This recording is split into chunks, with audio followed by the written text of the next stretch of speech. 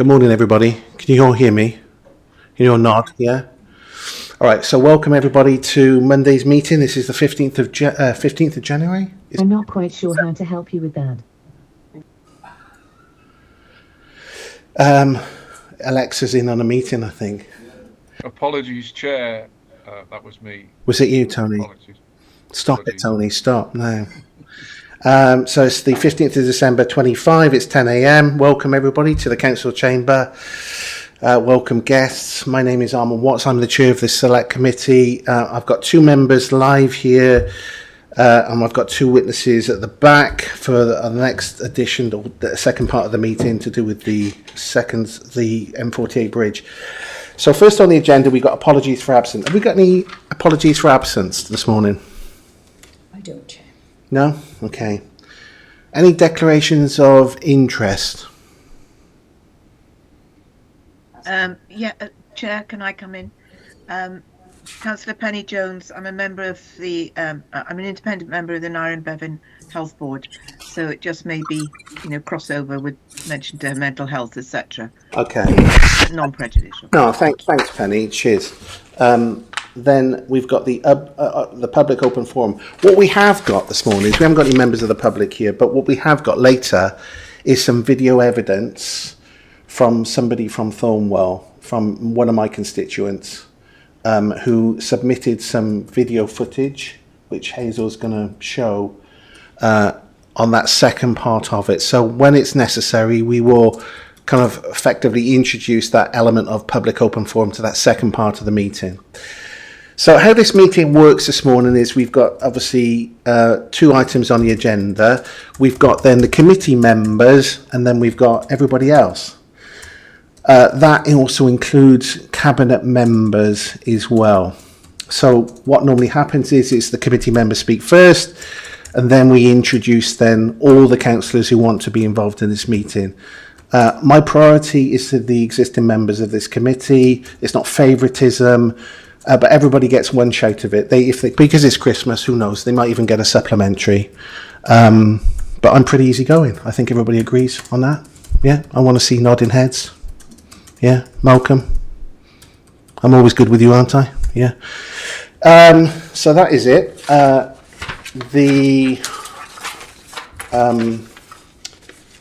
For number 4 on the agenda is to discuss related deaths and the impact of synthetic drugs with heroin, crack cocaine.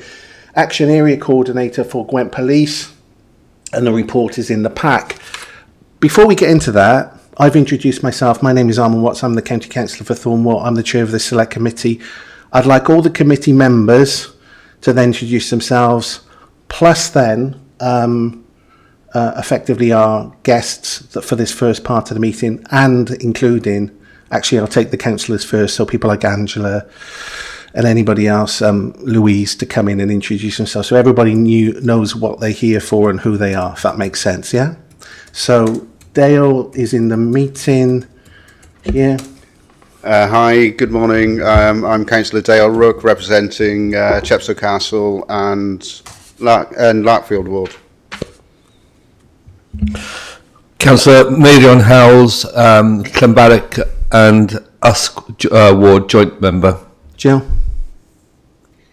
Councillor Jill Bond, representing the people of West End and Caldecott, and a member of this committee. Okay, Steve. Steve Garrett for Overmonaghan in Monmouth. Okay. And a member of the committee. Excellent. And then we've got Tony. Yeah, good morning, everyone. County Councillor Tony Keir, joint ward member with Marion Howells for Llanbadach and Usk Ward. Okay, and Malcolm. Oh, Malcolm Lane, member of the committee representing the people of Mardy. Yeah. Jill. Oh, sorry. Yeah, Jill. I went. Oh, sorry, Jill. Terrible, isn't it? What a bad start. I've introduced you twice. And then Penny. Hi, I'm Councillor Penny Jones for Raglan Ward, and I'm vice chair of this committee. Okay, and then we've also got Frances, who is she still in this meeting, or is she going to come in later? In and out. In and out of the meeting. So, and then we've got the councillors. So I can see on my list, I'm going to go with Angela because she's looking really festive this morning. She's totally into it. So go for it, Angela. Thank you, Chair. Councillor Angela Sandals, Joint Ward Member for Mega East Lundy, Cabinet Member for Equalities and Engagement. And thank you for the invite. Yeah, you're welcome. And then we've got Louise. Yeah, good morning. County Councillor Louise Brown, representing Shire Newton Ward, a guest councillor, as not a member of the committee. Thank you. You're welcome, Louise. And then we've got Jan. Good morning, Jan. Good morning, everybody. I'm Jan Butler. I represent Goitrevara, and I'm not a member of this committee. I'm just joining. Thank you. Okay. And then Emma. Thank you for inviting me. No, you're welcome. Emma. Order, Councillor Emma Bryn, Boisham Ward member and not a member of this committee. Thank you for the invite. Are there any other councillors in on this meeting that need to introduce themselves? Councillor Riley. Councillor Riley? Yeah, hi, Armand. Sorry, I'm not terribly well this morning, but I am listening. Okay. Good morning. I hope you feel... Good morning. Co-councillor with Armand Watts. Thank you for inviting me. You're welcome. Right, so number 4 on the agenda. Let's get into it. We've got the coordinators for Gwent Police here. If they'd like to introduce themselves in any particular order, and then we can effectively get into the full agenda, please. Hi, I'm Maria Evans. I'm one of the commissioners for Gwent Area Planning Board, and the board has got responsibility for planning and commissioning substance use services. Alongside, as I said, my main role being the commissioner, I've also got lead for other work streams within my portfolio, and drug-related deaths is one of those. Thank you, Maria. Have you got any colleagues with you? Brendan. Oh, hi, Brendan. Hi. Sorry, you're right. Morning. Morning. Morning all. My name is Brendan Chambers. I'm a detective inspector with Gwent Police. My main role is oversight of the investigation hub, but I do also have oversight for drug-related deaths, suicides, and spiking within the force. So hence my reason for being here this morning. Okay, welcome. So, all right. So, which one of you are going to start for us? I'm going to start the presentation. I'm just going to share the presentation so you have it up in front of you. Maria, can I ask before we start though, because obviously I've got to manage everybody's expectations and the timing of this meeting, and I always try and do as good a job as Penny, who's really good at managing time in meetings. How long do you anticipate this presentation will be? I'd say 10 minutes. Perfect. And then time for questions. Yeah, excellent. It's going to be really quick. Super. Thank you. Right. Can everybody see that? Mm-hmm. Yeah. Okay, lovely. So the drug-related death review panel was set up in 2014 as part of a harm reduction strategy. The aim of this panel is to identify learning opportunities and hopefully prevent future deaths. It was set up in 2014 as a result of a significant increase across not just Gwent, but the whole of Wales for drug-related deaths. So basically the process, we have a trigger, so we have a notification from Brendan or one of his colleagues about a suspected drug-related death. We then send a notification out to treatment providers, housing, probation, a number of multi-agency partnerships. And the data is collected on a system called NEO. So then after that, we call a meeting, is the review panel, and we look at, we put a timeline together of circumstances leading up to that death based on all the knowledge we've had fed back from various providers, partners. So then once we look at those deaths, and we have toxicology, which Brendan's going to go into a bit in later on in the presentation. And we look at things that we could have done differently, any lessons learnt. And then I do an annual report on the drug-related deaths, but I also do regular reports to the Area Planning Board with a series of recommendations. So to date, we've had 28 deaths across Gwent with a wide range, age range, highlighting multiple complex needs. What we are finding, polydrug use, so we see in people presenting to services, not just for heroin now, it's combined with cocaine, benzodiazepines, and a range of other prescribed prescription meds. What we're seeing is mental health issues, housing instability, and non-engagement, which worsens treatment and the drug-related death outcomes.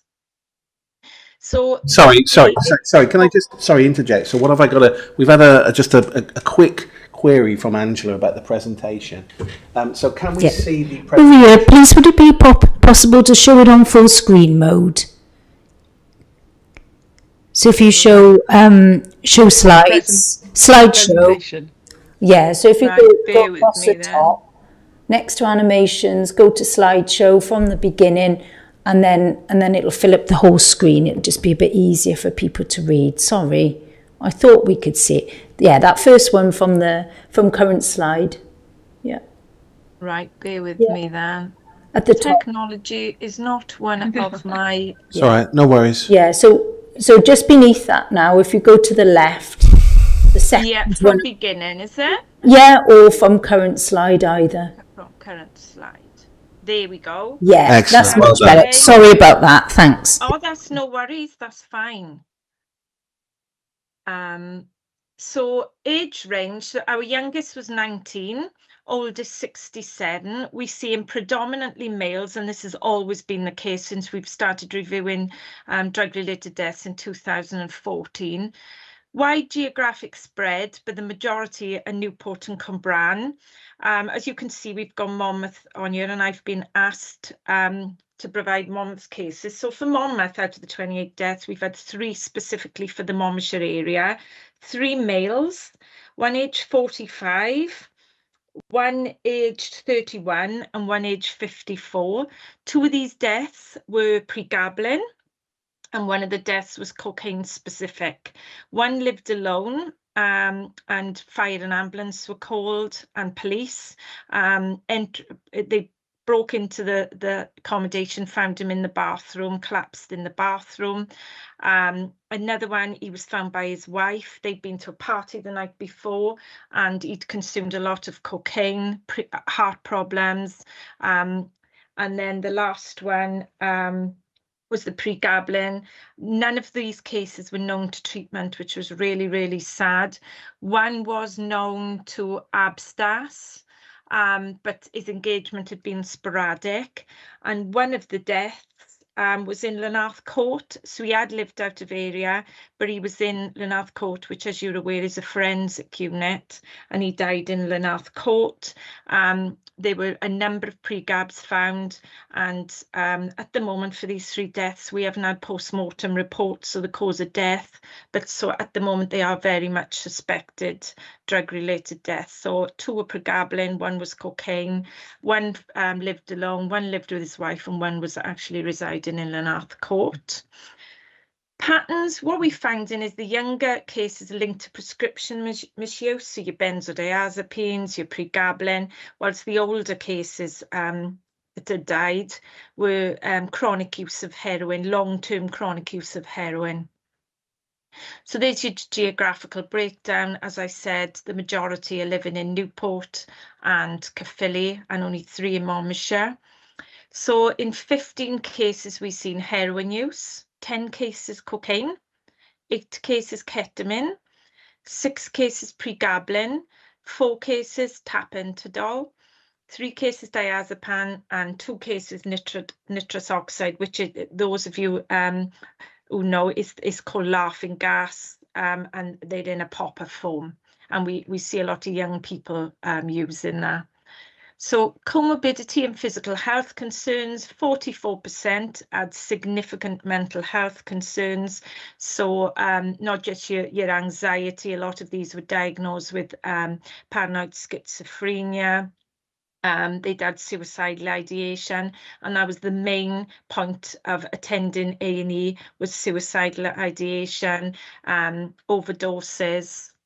What we are seeing as well is that there's a number of cardiovascular, presenting cardiovascular, and 12% had respiratory issues. So things like COPD, which was worsened by the smoking of heroin and other drugs. So the key trends that we see, and although we see heroin remains the leading substance in over half of fatalities, they're often combined with cocaine. When you combine heroin and cocaine, it breaks down in the liver and produces something called cocoethanol, and that is extremely toxic. It's more toxic than heroin and cocaine when used separately. Polydrug use, as I said, we've had multiple substances, including pregabalin and benzodiazepines, which are both prescribed drugs, and these amplify sedation, respiratory depression, and eventually the organs will close down. So it closes the whole of the central nervous system down. We are sorry, I've gone backwards now. We are starting to see an increase in tapentadol. And tapentadol is a prescribed opiate. We've seen significant increases in ketamine, and the last 6 months we've had to set up a ketamine pathway, working with Rebecca Saunders, who is a urologist, consultant neurologist in the Royal Gwent, because of the number of people presenting to urology and they need new bladders as a result of their ketamine use. We've seen mental health challenges, people who are missing treatment or not engaging in treatment altogether, housing instabilities. We know that a quarter of these deaths were sofa surfing or living in temporary accommodation. So, as I said, the emerging drug trends, we are starting to see, I don't know why I keep doing this, tapentadol and ketamine. Polydrug use, what we're finding is heroin users are using, so they're binging on cocaine, and they're either using heroin or benzodiazepines to come down, and they're snowballing, as it's called. So polydrug use, as I said, that's rife, and many individuals lack contact with support services before death. What we did find is those actually who attended treatment, they weren't in treatment at the time of death, and when they did engage with treatment services, it was very, very sporadic. So the key trends and observations, so as I've just said, they show sporadic or no contact with mental health and addiction services before death. Barriers to engagement, we find is stigma and lack of personalised care and engagement. So we know a lot of the population are homeless, sleeping rough, and they are the cohort who tend not to engage with treatment services, not to engage with dental. They don't tend to engage with their GPs. Some haven't even got a GP. So that, these are significant health risks, as well as the risks associated with their drug use. So we are, as I said there, we've got enhanced outreach within our treatment provider service, and these are the cohort of clients that we do tend to focus on. And we've got outreach workers going out onto the streets, giving paraphernalia. We've just put a mobile dentist app in Newport, and we're hoping to extend this throughout Gwent so they can access dental treatment. So there's a lot of work going on behind the scenes. So this is the heat map, just showing you things that I've already just gone over. So what we have found as well, some of the findings was residences and hostels where drug paraphernalia were found. Not all of them were trained up in naloxone administration and didn't have naloxone on site. We found that ambulances were often called and CPR sometimes administered, yet outcomes were often fatal due to delayed discovery. And one death we had, they were waiting 7 hours for an ambulance to attend. And sadly, by the time the ambulance got there to administer naloxone, they were already dead. Friends, family and staff commonly discovered the bodies. And emphasising community awareness, and as I said, ensuring that loved ones are trained up in naloxone administration. And overdose response training, what we found is that call handlers, if we had a service user who was with someone and they had overdosed, the service users' friends were ringing the ambulance and call handlers were saying, do not administer naloxone. As I said, just based on the example I give, when they can take up to 10 hours sometimes to get there, that's something that one of the lessons learned, that we need to train call handlers to give training out over the phone to administer naloxone and encourage that administration of naloxone. So action points. So these are the type of things that we're doing. So we're monitoring tapentadol due to its rise in presence in illicit drug markets. We're looking at new drugs coming through, nitazenes and ketamine, to identify and address these risks promptly. We've developed specialised programmes for individuals using multiple substances. We put a huge amount of resources into outreach so we can offer flexible treatment models, and we are working in collaboration with social services at WDP in a number of cases. We haven't seen it this year, but in a number of cases last year, we found that service users prior to their death had a lump sum of money through a PIP, back pay of PIP or universal credit. They had gone and bought a huge amount of drugs, binged, used the drugs, and we saw a significant increase in deaths last year as a result of this. So we, as I said, we're implementing overdose training, expanding harm reduction like naloxone distribution. So we've gone into hostels, supported housing, the homeless pods in Newport. We've trained staff, we've trained traffic wardens, we've trained all first response police to administer naloxone. So we're trying to concentrate the streets. So if somebody does go over, they are administered naloxone. We're enhancing clinical pathways for ketamine-related complications, especially neurology. As I said, law enforcement, we're ensuring all police are trained up, traffic wardens, because what we found is that a number of times traffic wardens were the first to come across somebody who'd collapsed in the street and overdosed. We're developing specialised programmes for individuals using multiple substances, and our main focus has been on service engagement and outreach.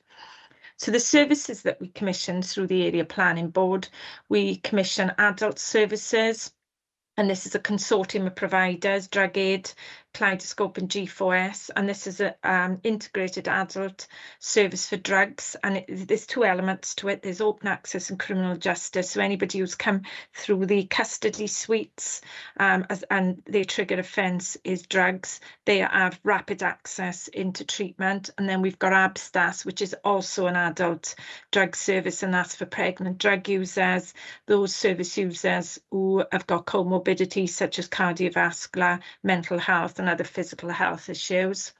We've got Engage, who work with people under the age of 18, and again that's got two aspects to it. So we've got SCAMs that sit within Engage, and they work with the most complex children and young people who are being sexually exploited or criminally exploited through county lines. And then we've got the Engage who work with less complex children and young people misusing substances. And then we've also got Gwent Drug and Alcohol Family Support, and that works with youngsters who could have parental parents who use substances or siblings who use substances. And we also work with adults who've got a loved one or a significant other who's using substances, so we also support them. And then it's over to Brendan for his part of the presentation. Thanks, Maria. Do you want me to share the screen so I can do the... Yeah. I can see there's a couple of questions in the chat as well. Do you want me to go through them? Please, yes. First, 'cause I've answered a few, if I stop sharing a minute then, Brendan, and then you can share your after the presentation. No worries. The one question from John, I know there's a few ex-police officers on the call as well, so some of the investigations they'll probably be aware of. In relation to Lanarth Court, yeah, unfortunately it looks like someone may have accessed and brought in some pre-gabbling. That's still under investigation as to how that passed the criteria and search criteria of that. But unfortunately, as you've seen in the media, things get into prisons in various ways and forms, and unfortunately these things do materialise from time to time, albeit they are quite few and far between. So that one is particularly investigation at the minute. Sorry to interrupt, Chair. Are we doing questions in a normal way? Yes, we are. Apologies, I'm not aware of what that normal way is, so if I'm deviating, please let me know. No, carry on.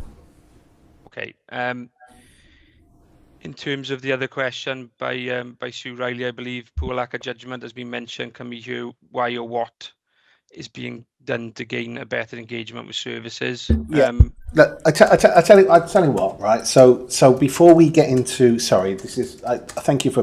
What's going to happen is that I'm going to bring in the members of this committee first, and then the non-members of the committee allowed the questions. So those questions in chat, I think from Sue. Sue is very welcome to launch that question, but it needs to come in after when we bring in all the other kind of questions. So we'll come to Sue's question at the end of it. Sorry, it sounds rather kind of official, and I know I appear to be less casual, but it has to have some kind of order, otherwise it disappears into the abyss sometimes. So if we just kind of stick to effectively the presentation, then we'll take the questions then from members of this committee, then we'll have the members who are non-members of this committee to ask those questions. Is that clear? Thank you. Yeah, that's absolutely fine. Cheers. Thank you. No worries. Can everyone see the presentation as it stands on my screen currently? Happy days. Okay, great. So in terms of a police investigation, I mentioned who I am. I'm Detective Inspector Brendan Chambers. I've got primarily responsibility for oversight of drug-related deaths, spiking and suicides within the Gwent Police Force. In order that there's consistency around this process and investigation, we need to understand, it sounds a bit silly really, what is a drug-related death? So there is a specific sort of definition we look by just to make sure that that is and remains consistent. So a drug-related death is defined where it's probable that as a direct consequence of a non-therapeutic taking or administration of any drug or volatile substance, excluding alcohol, to a person, was a causative or contributing factor in his or her death. So effectively, if drugs are likely or believed to have taken an impact in that person's death, that would be classed as a drug-related death in our forums. So yeah, if there's commodity or drug paraphernalia on the deceased person or at the scene of an unexplained death, then it will generally be treated as a suspected drugs-related death.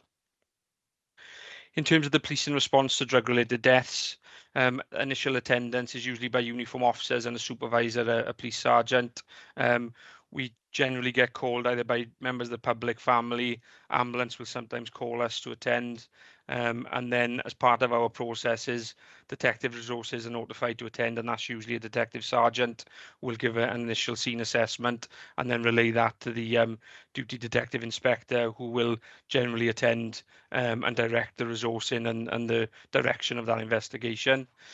Scene of crime officers will attend. They usually photograph, recover some of the evidence and the commodity and drugs, etc., that's recovered at the scene. And then the detective sergeant will then set the investigative parameters around the investigation in line with the coronial process and linking with the coroner's officers to make sure that we are doing everything in accordance with what is required, and also in line with our sudden death policy as well. So predominantly that will include any golden hour inquiries around house to house, CCTV, discussion with witnesses, statements, etc., seizure of any evidential material like drugs, any paraphernalia, any equipment used, mobile phones, laptops, anything documentary where we could identify where that source of that particular drug has come from. Okay. And then what usually happens is the officers at the scene will complete the coroner's form and submit that to the coroner's office, and that's generally submitted in line with the next of kin, who will provide obviously the medical information and the detail around that particular person. And like I said, there is a close liaison with the coroner's office throughout the coronial process, and at the inquest there is an officer who's allocated as officer in the case, and that's generally from a CID function, and it's allocated to a detective to progress that drug-related death investigation. And from a continuity perspective, we'll include the detail of this investigation on our handover document within CID to make sure that those golden hour tasks are expedited and progressed at the start of that process. Operation Ada, that falls into every drug-related death.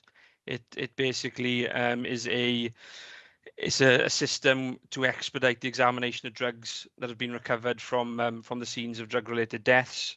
And what that does, it allows for those drugs to be identified quite quickly, usually within 5 to 7 days, to see if there's anything of wider risk to the community in terms of synthetic opioids and potency of the drugs, which would obviously have an impact in the wider users of those drugs. And that's then, like Maria said, is shared then amongst those service users through those channels that Maria's mentioned.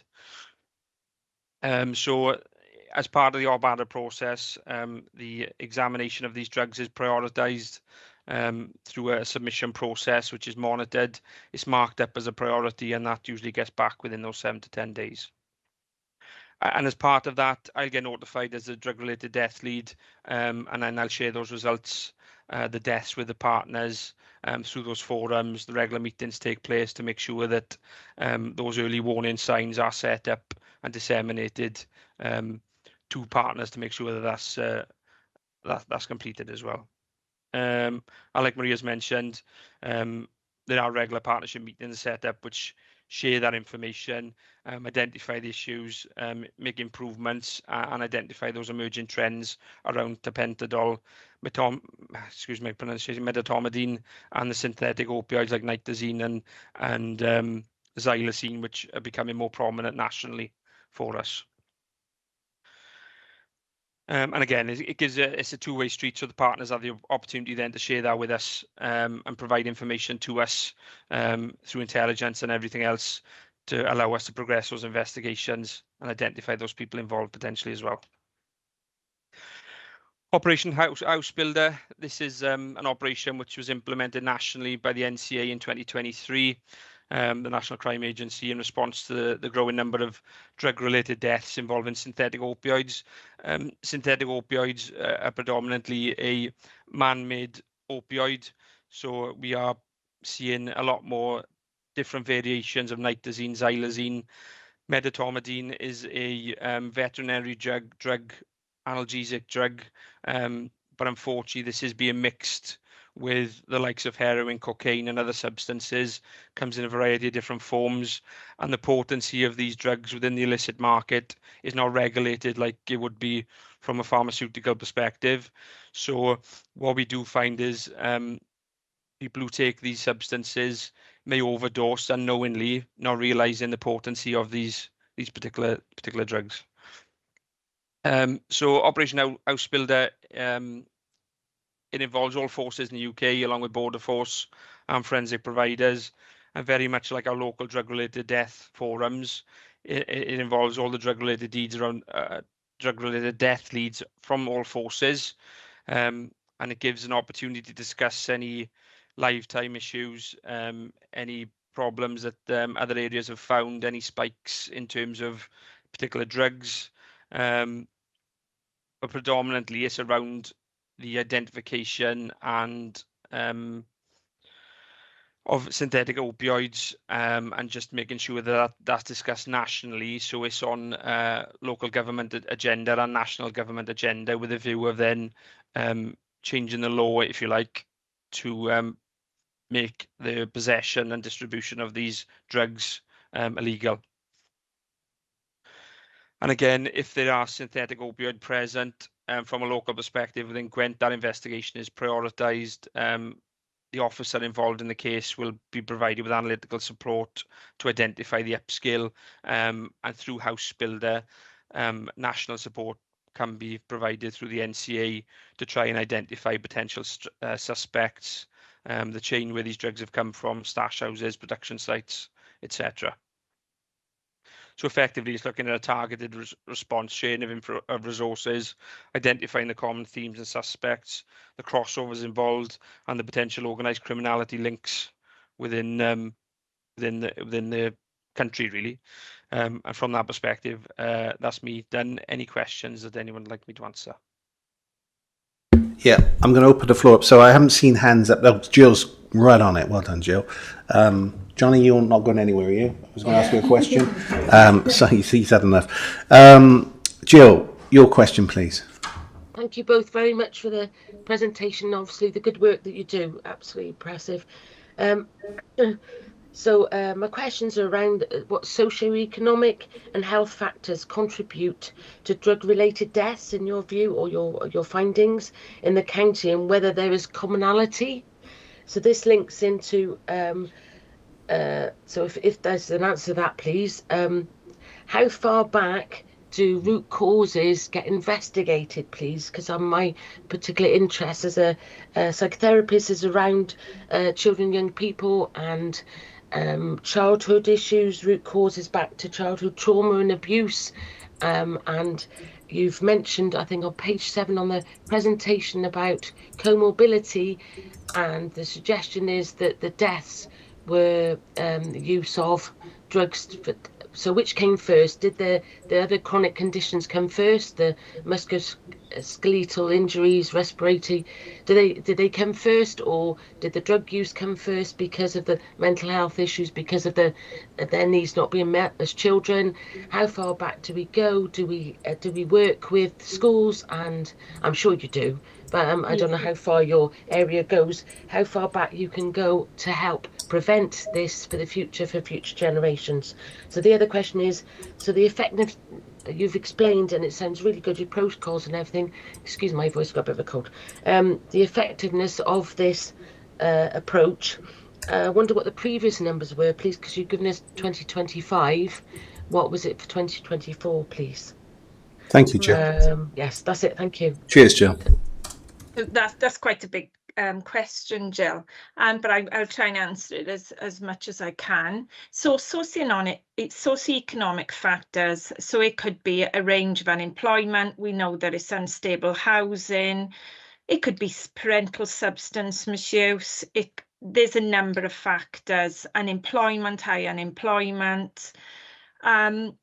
So it's your normal things, you know, deprivation, and we do see substance use. It's across all classes, but say in the most deprived areas, we may have heroin. We're in the most, you know, areas such as Monmouth, it could be prescribed drugs, or it could be your cocaine. So there's kind of, although we know that substance use is across the whole of Gwent, there's pocket areas of different drugs. We do go into schools, and we do prevention campaigns. The police go into schools. So we kind of start targeting quite soon, you know, as soon as we possibly can. We go into refresher weeks in university because we know that ketamine and things is used. So we target colleges, schools, you know, a wide range of things that students would get involved in. We also do outreach campaigns throughout the year on various drugs such as cocoethanol, so we kind of target. We got harm reduction posters in GP surgeries, pharmacies, so we try and get as much harm reduction, as Brendan mentioned, the nitazines and things. We try and do as much harm reduction as we can. With the mental health, some use substances to mask their mental health issues, but then this has it has a kind of snowball effect. So they use substances to mask their mental health, and then what happens then? They land up with things like drug psychosis. So this, you know, this kind of it's a kind of revolving door syndrome. We are having difficulty engaging mental health services, and I've been in this role 22 years, and this is something that we are keen to do. But unfortunately, as soon as mental health services are engaged and involved, they say, I'm sorry, they use it. Joe Bloggs is using substances. Nothing we can do about it is mental health. I'm sorry, my dog has decided to bark. Unfortunately, we're unable to treat him because of his mental health issues when we should be working side by side. We are finding a significant amount of ACEs, as you said, child trauma, and the majority, if not all, of our substance users have got previous ACEs. So we have set up a kind of, we've made sure all our bases are trauma informed, all our interventions are trauma informed to try and address some of that.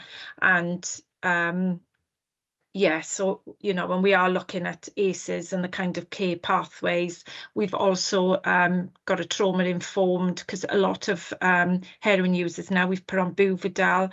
Buvidal kind of doesn't mask the trauma that they've endured. So we've set up a trauma care pathway now for those who've gone onto Buvidal, which Buvidal is a buprenorphine depot injection, and it's a blocker. So it's no good I'm using heroin, because the heroin will have no effect.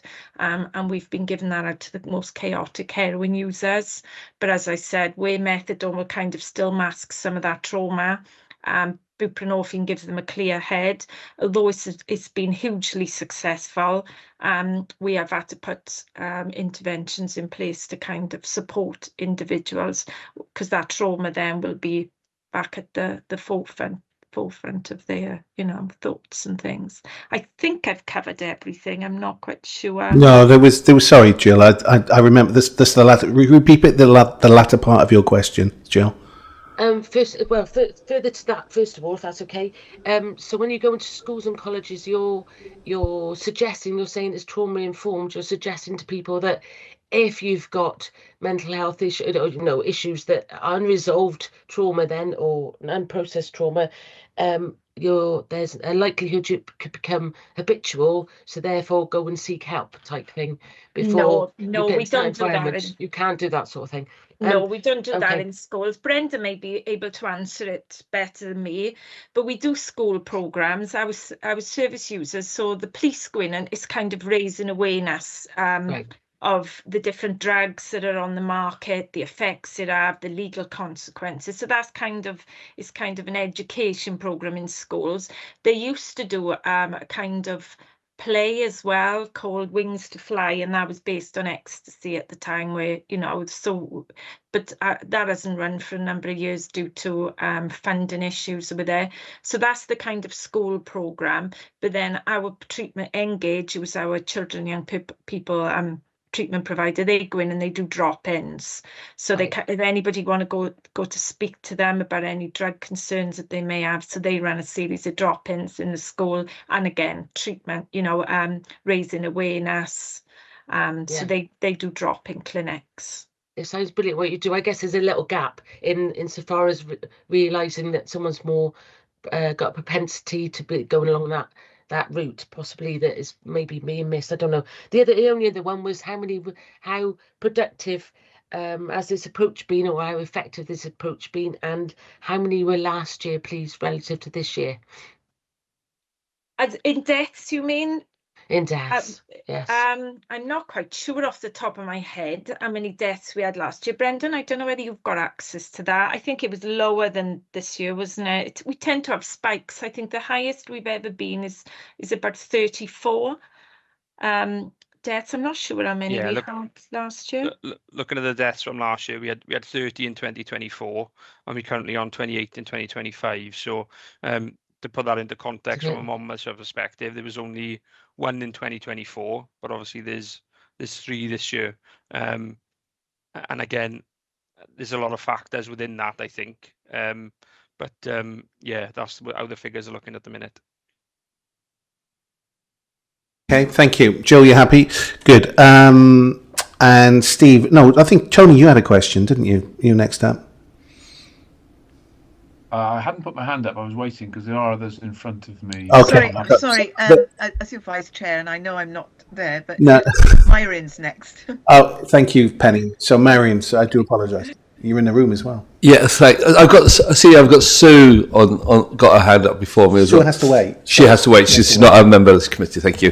Yeah, my question's around nitazene. I've been asked to raise it by somebody I know, and they're concerned for it, and just to ask how much of a problem is it in drug-related deaths.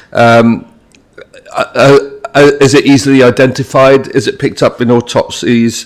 And how effective is the antidote naloxone on combating it if administered? So just a little bit more information about that. I noticed it's in the report. So, Brendan, are you happy to take that question? Yeah, no problem. So in terms of nitazene, it's an emerging sort of trend nationally. It is becoming more prevalent nationally. The identification of nitazenes is improving through forensic providers, and they're utilising universities to also assist in that identification. In terms of the figures, I don't have that because it's within the NCA and that operation is currently running, if I'm honest. So I don't have the exact figures of that. From the meetings I attend, it's more prevalent up in Scotland, I'm led to believe. We have had a few within the Gwent area. This year we've had 3. This year we've had 2. There was 1 last year. So it's not as prevalent in Gwent, but there are sort of spikes within the South Wales area, and the way the drugs come into the area through the likes of Bristol, London, North Wales and Merseyside, you know, we do tend to get sporadic spikes in that.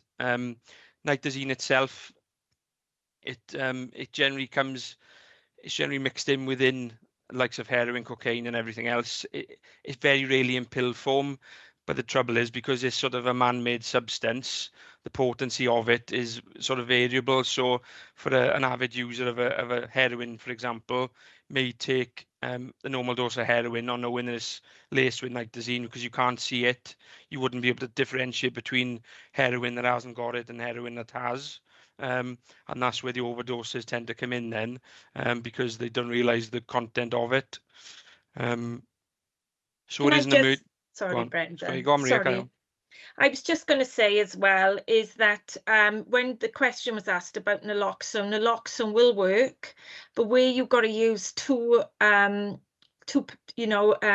pens, there's 5 injections, sorry, in each pen, where you'd only use 2 injections out of that pen for heroin, perhaps overdose. With nitazenes, we know that it's taken up to 10 or 11 injections, 10 or 11 doses of naloxone to bring somebody out to that overdose. Sorry, Brendan. From my understanding, I mean, it can be several hundred times more potent than an ordinary heroin, for example. Yes, it is. Yeah. Yeah. Thank you. Sorry, Brendan, I rudely interrupted you. No, it's all right. It's fine. Sorry. So we've got next up, I think we've got Tony. Tony? Yeah, thanks very much, Chair. My question is directed at Brendan, if I may. Brendan, by way of background, I sit as one of 2 Monmouthshire representatives on the Gwent Police and Crime panel. So I've been, every quarter we get statistics on various crimes, etc. And obviously, since the new chief has been in place and the new police and crime commissioner, some interesting trends. So you're obviously dealing with the sad outcomes of drug misabuse. I'm trying to understand more about what is going on, what's your liaison, as a team in terms of prevention. Drug possession statistics are going in the wrong direction. There seems to be more crimes, or the drug crimes seem to be solved. Drug supply suggesting the trends are going down, and so there looks to be some form of coordinated activity. So I'm just trying to understand a little bit more about prevention and what's going on, because ultimately that's what we need to be looking at in my view. Thank you, Tony. Thank you. Can I just say though that we've got suddenly got a long line of people behind Sue who are non-members of this committee that have questions. So if we could keep the questions short, so do not replicate. I know you know this from lots of meetings you get briefed. Do not replicate or come close to it, replication of the previous question, but also in the answers, if I could just ask you to I know I'm being really cheeky now, and I don't mean to be rude because I'm a really nice guy, is just try and keep the answers down to an absolute minimum. That's not funny, Joe. So yeah, if you wouldn't mind, please. Yeah, so my involvement is predominantly from an investigative point of view after the fact, unfortunately. The prevention angle is obviously something that through the partnership meetings that Maria's mentioned earlier on, so that's generally done there. We do have obviously other units within the police who look at those preventative measures. But again, from my perspective, I'm not involved in those, unfortunately. I'm more of the investigative side after the fact, if that makes sense. Okay, Tony, happy? Yes, I mean, I get the point that Brendan is saying that probably doesn't have an understanding perhaps of what goes on maybe on the front line then is what he's saying. So it's perhaps a question for me to take back to the chief and the police and crime commissioner. Okay, thank you, Tony. Penny, next. Yeah, thank you. Excellent presentations and quite startling. And that's my point. Quite startling, I'm a member of the health board and, got a varied background in medicine and things. And some of these statistics are really, some of these facts are really shocking, but I don't know anything about them. You know, when we had AIDS in the very old days, when AIDS was about, we had these shocking posters around. Now, I'm not advocating posters, but it really brought people to their senses of, you know, how to try and avoid it.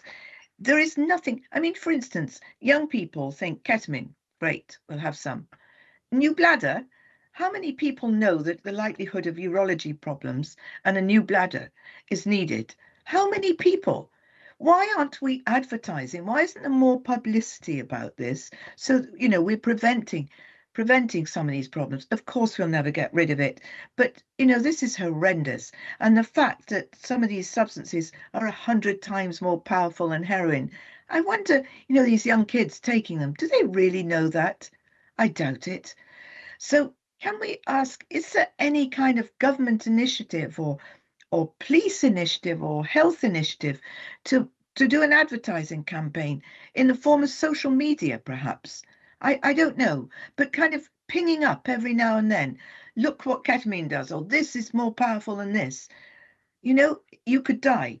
I mean, we've got to be stark about this. We're trying to save people's lives.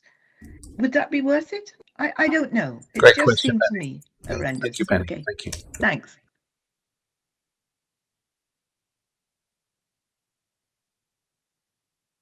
So is that directed at me then, or Maria, or both? Whoever. Sorry. Anyone Whoever, yes. really. So I know you don't do prevention, but we I do don't know. a lot of harm reduction campaigns. Unfortunately, I mean, they are aware. They are aware that we've done loads of work about ketamine, but unfortunately, until you know, it's that old scenario of, oh, it won't happen to me. I got control over it, and ketamine creeps up very slowly, where they start off with UTIs, and unfortunately, that's when the pain starts. And the only pain relief that takes that amount of pain away is ketamine. So it's a kind of, so, and what we are finding, they're not presenting to us until they are in crisis and they're in need of a new bladder. We do harm reduction campaigns. We've done loads of work. We've put a ketamine action plan together, multi-agency partnership, you know, and as I said, we've set up the pathway into urology. So it is out there, but unfortunately, the old saying, you can take a horse to water, but you can't make a drink. And it's the same with these young people. They very much the honeymoon part of ketamine. I mean, years ago you had the SAMO, you know, say no to drugs and things, and we found it didn't work. They are, if they want to use drugs, they will use drugs. We are doing loads of things like with nitazines. We had the launch of the testing kit where service users can now take their drugs into Newport, Lower Dock Street to be tested, what's in them, so then they can make informed decision of whether they're going to use it. We're the only area in Wales that we give out nitazine testing strips. So we give them out with needle exchange packs. They can go into any specialised needle exchange and pick them up, any treatment base and pick them up, so that they can test their heroin to see if it contains nitazines. So there's lots of work we're doing, but unfortunately we're just reaching the tip of the iceberg all the time. Thank you. Can I come back in quickly, Chair? You Sorry. I totally agree, and you're doing everything you can on the front line, but where is the government? Even if it's Welsh government, let's stick to Welsh government.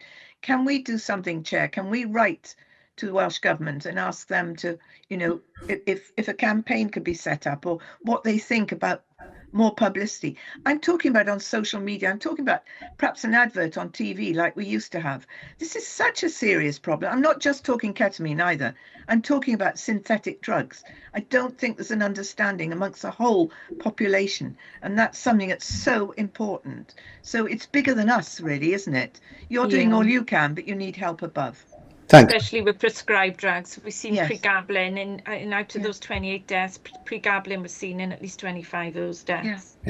Yeah. So thank you. Okay, thank you, Penny. Really, really good, strong point there. Really appreciate it. Now, I think Dale. We've got Dale next. Thank you, Chair.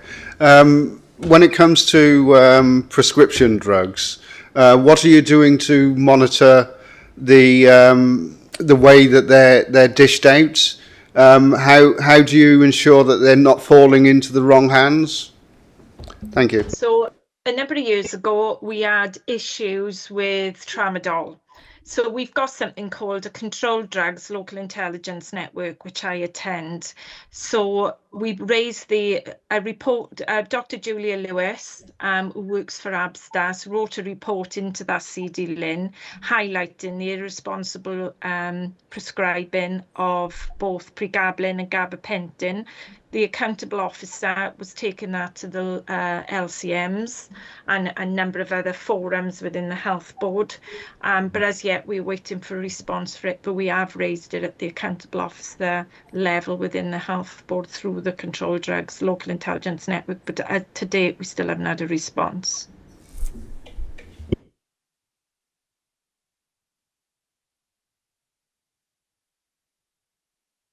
Sorry, thank you for that. I was on the speaker. Dale, you're happy with that. Next up, so we've got the non-members, councillors that are involved in this, and Sue's been very patient waiting here. Sue, your question, please. Thank you, Armand. One of the questions that I asked has been answered, the one I asked in the chat, and I do apologise because I'm not really very well today. But the question I want to ask is around statistics. We've heard that the predominant amount of deaths are in Newport or Cwmbran, and we've also heard that there are a lot of homeless people.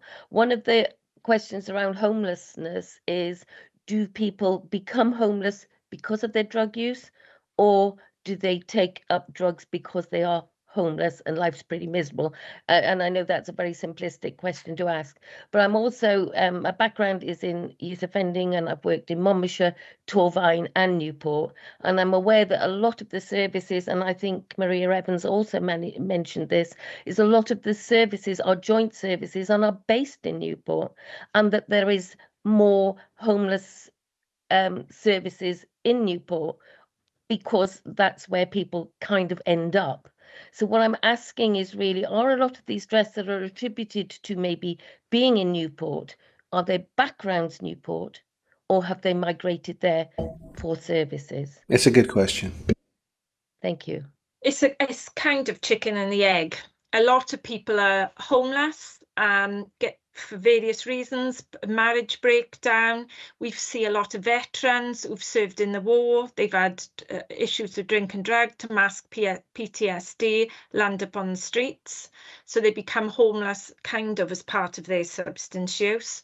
But then a lot are homeless because of they run away from care for whatever reasons, and then they start using substances to survive on the street, basically. So that it's a kind of chicken and egg situation. As for Newport, I wouldn't say a lot of them move to Newport. You know, they just have tended to migrate to Newport for treatment services, accessibility to drugs. We know Newport is, especially pill, is the main area for the drug dealing. Yeah, we just find the people the same as Cardiff. People might tend to migrate to cities. But right across the whole of Gwent, we've got problems with temporary accommodation, and we are actually moving people out of area, because last year we've seen a number of deaths that were in the Mount Hotel in Barry, and they were in temporary accommodation, and they had been accommodated there through Caerphilly Council.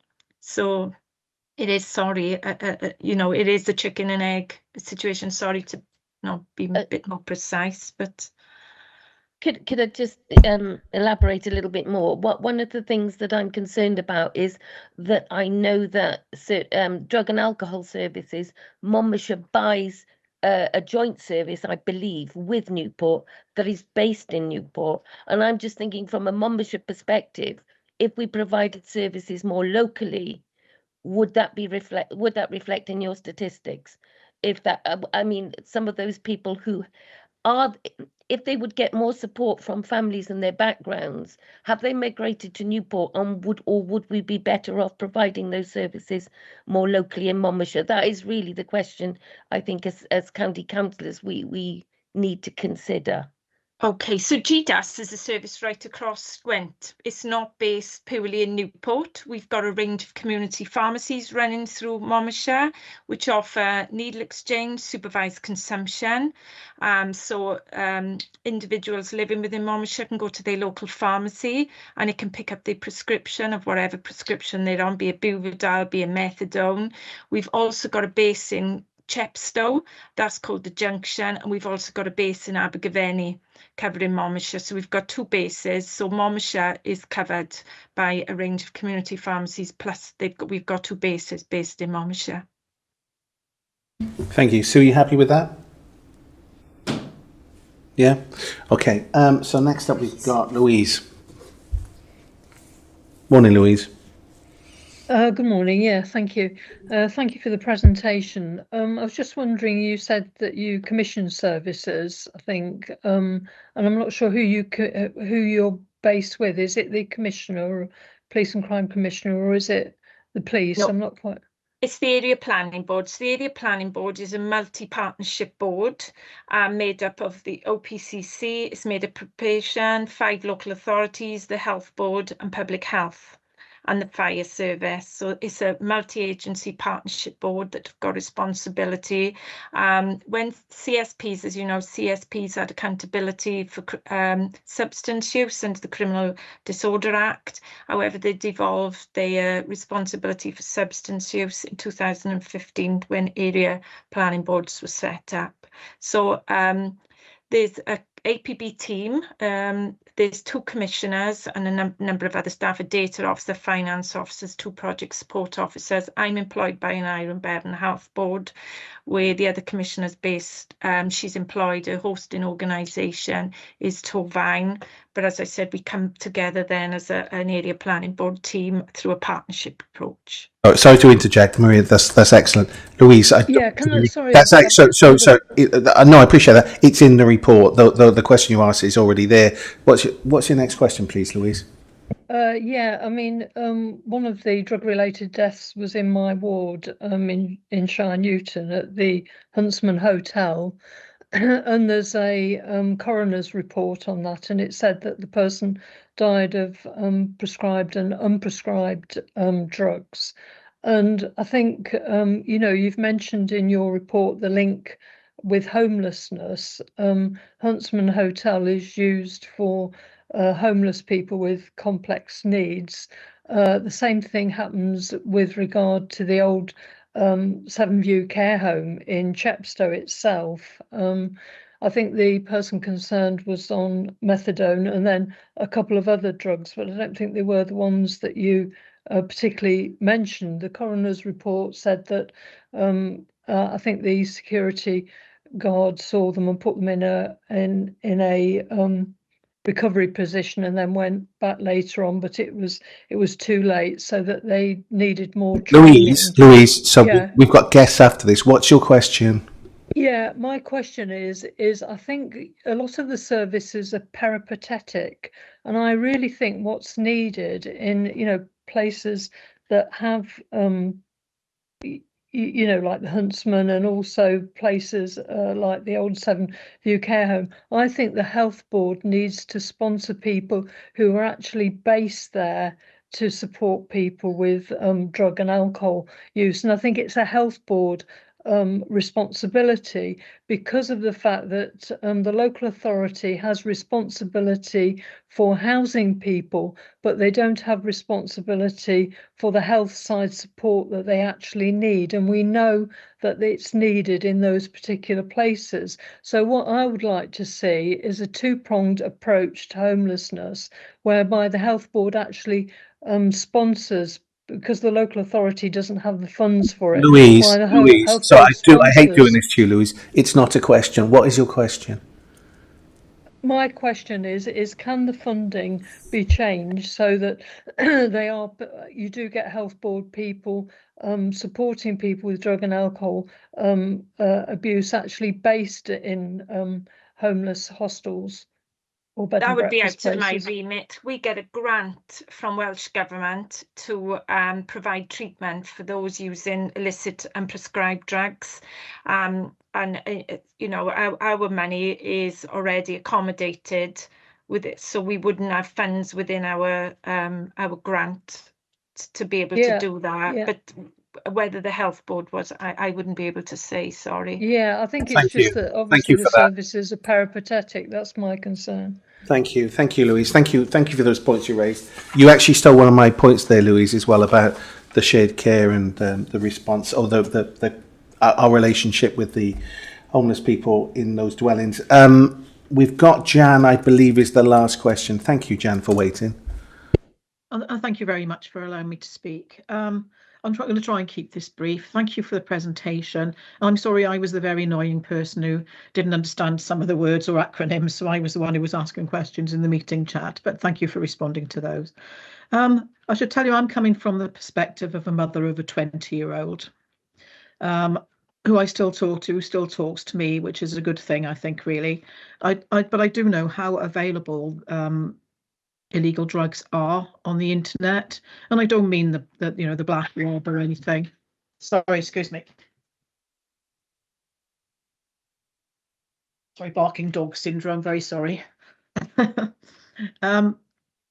are very available. You can the kids can buy gummies, they can buy muesli bars, they can buy weed or whatever you want to call it these days. All of these things are coming in. As far as I can tell, they're all sprayed with or have included in them synthetic opioids, and they're just widely available everywhere.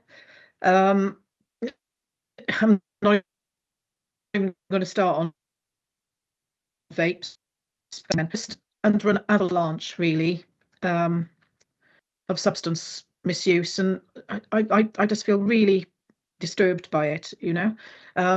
I'm very, very disturbed to hear, and I hope Tony can take this up, actually, because I know he meets with the police board, that we no longer do the Wings to Fly programme. My son went on to sixth form in Hereford, and he tells me after the event that within the first 5 days he was there, he was offered anything he liked, you know. If we're going to go and do these programs, we need to get in there before they go to sixth form in the year 10, 11, and we needed to do it again the minute they step into sixth form college. So I just feel really, really depressed by the whole thing. Just the widespread nature of this. So sorry, Thank you I'm for going to end there. Yeah, no, thank you for raising those really points. was to Tony. No, thank you. Well, I've got. Thank you, Jan. Are you satisfied to just leave it as a kind of more that you've raised the point rather than a specific question? Yeah, I am. Unless anyone wants to respond to what I've said, that's fine. Okay.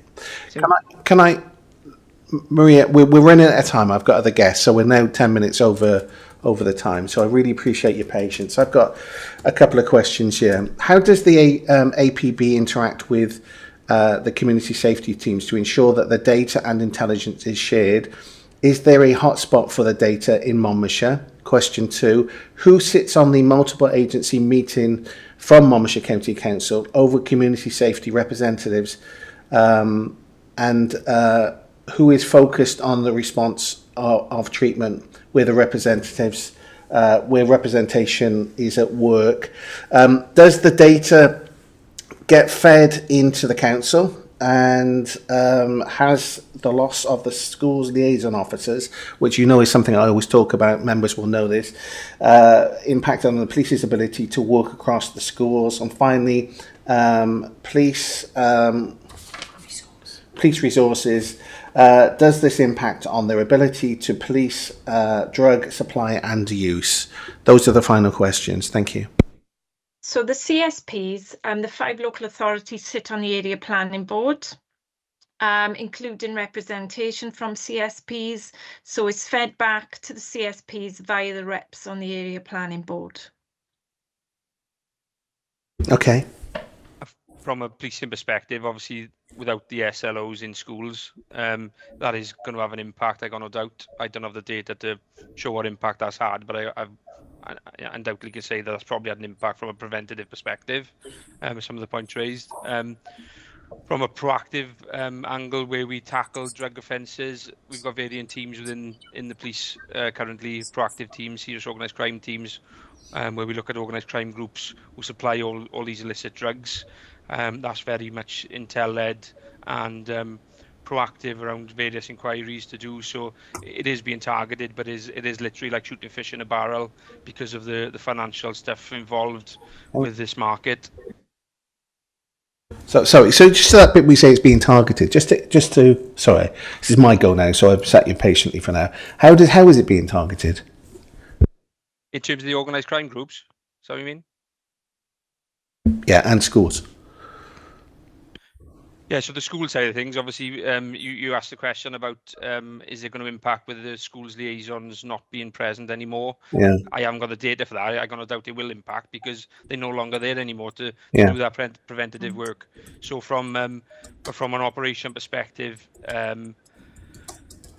us as an organisation will target the groups who are supplying drugs locally, nationally, and follow that chain. So within the proactive world of policing, we've got local neighbourhood teams who will target the local dealers. We've then got organised crime teams which will target the more regional ones. A regional crime team will target the ones further afield, and obviously the NCA will target the national and international supply of drugs into the UK. So it is being looked at, albeit my sort of closing point, I suppose, is such a big industry, a multi-billion-pound industry that probably hasn't got the resources nationally, internationally that's needed to deal with it, really, if I'm honest. No. I appreciate your honesty, and I'm not trying to lull you into a false sense of security by saying that. But I guess the broader issue, obviously, these people are extremely sophisticated. It's all online. People have got, in my day, it would be people used to know people, but now everybody's got mobile phones and use WhatsApp and whatever social media. I guess the point is that with that level of sophistication, and I know that the police have upped their ante. They're using drones now. The level of detection. They're more embed. They try to embed themselves more in community. Do you feel that you've properly resourced, both of you now, in dealing with, bearing in mind that we're speaking about Monmouthshire here, so effectively we perceive ourselves as being on the front line geographically. We're very close to Bristol, assuming that the bridge is open, they can get over there. That was a cheap dig, wasn't it, for our next guest? But assuming that people have got access to Monmouthshire, how do you think we can combat it better? So I'll finish on this. What improvements can we make? Is it just about resources, or can we be clever collectively as public bodies working together?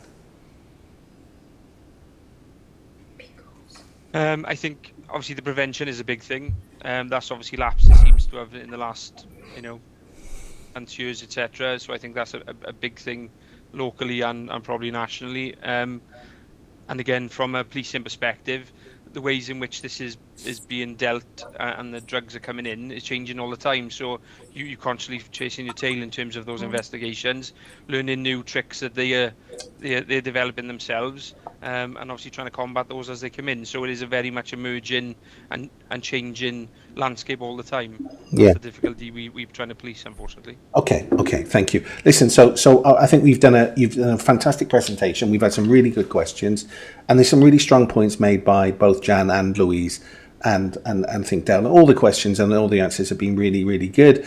We're going to wrap this up now. We'd like to thank you for your presentation. We'd like to thank you for your attendance, but we're going to.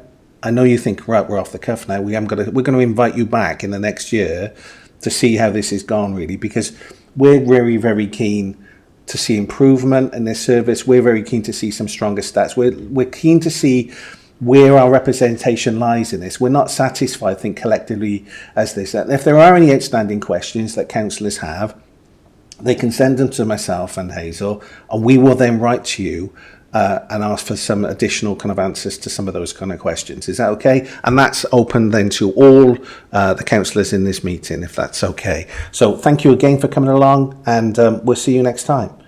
Thanks. Thank you. Right. Thank you. So we're now gonna have a. I'm sorry about this, gentlemen, but we just you've been excellent.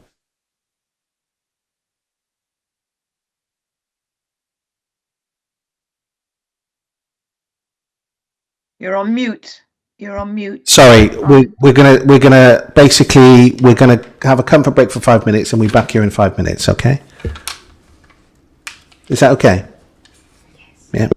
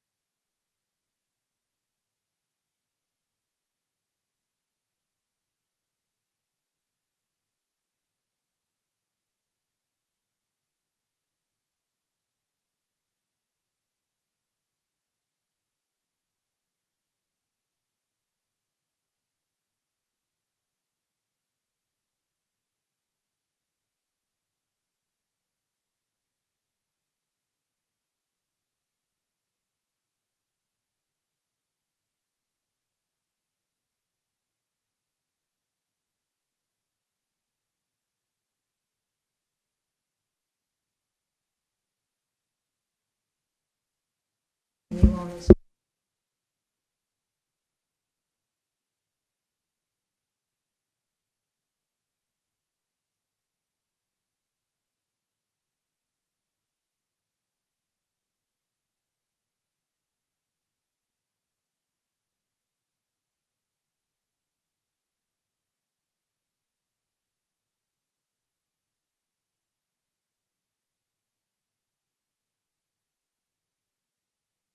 start. Yep. Ask me to talk about these videos, all right? Could you Start. use this mic because the camera Yeah. swings around and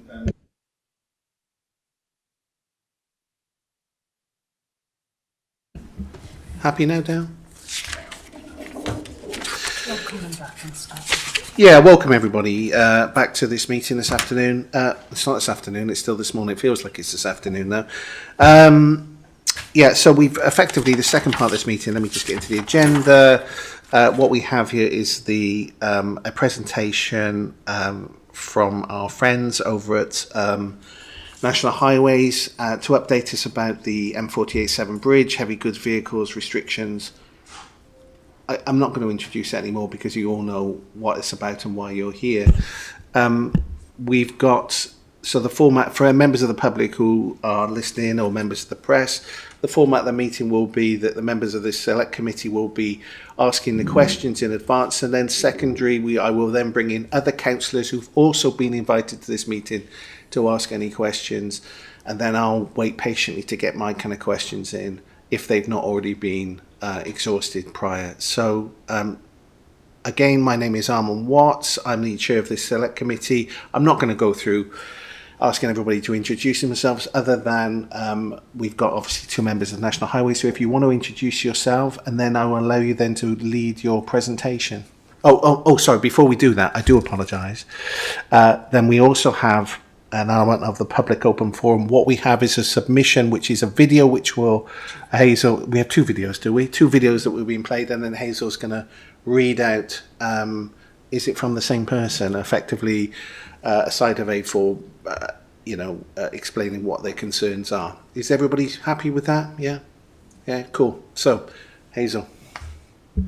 Okay, Chair, we've received two video clips. So just ahead of Robert playing the first one, the ladies explained that this was filmed Wednesday evening to demonstrate the proximity of the M48 slip road to her property and her neighbours. She says it demonstrates that the impact of noise, pollution and congestion are being directly experienced by residents, and that's without considering the complex and chaotic nature of the Newhouse roundabout.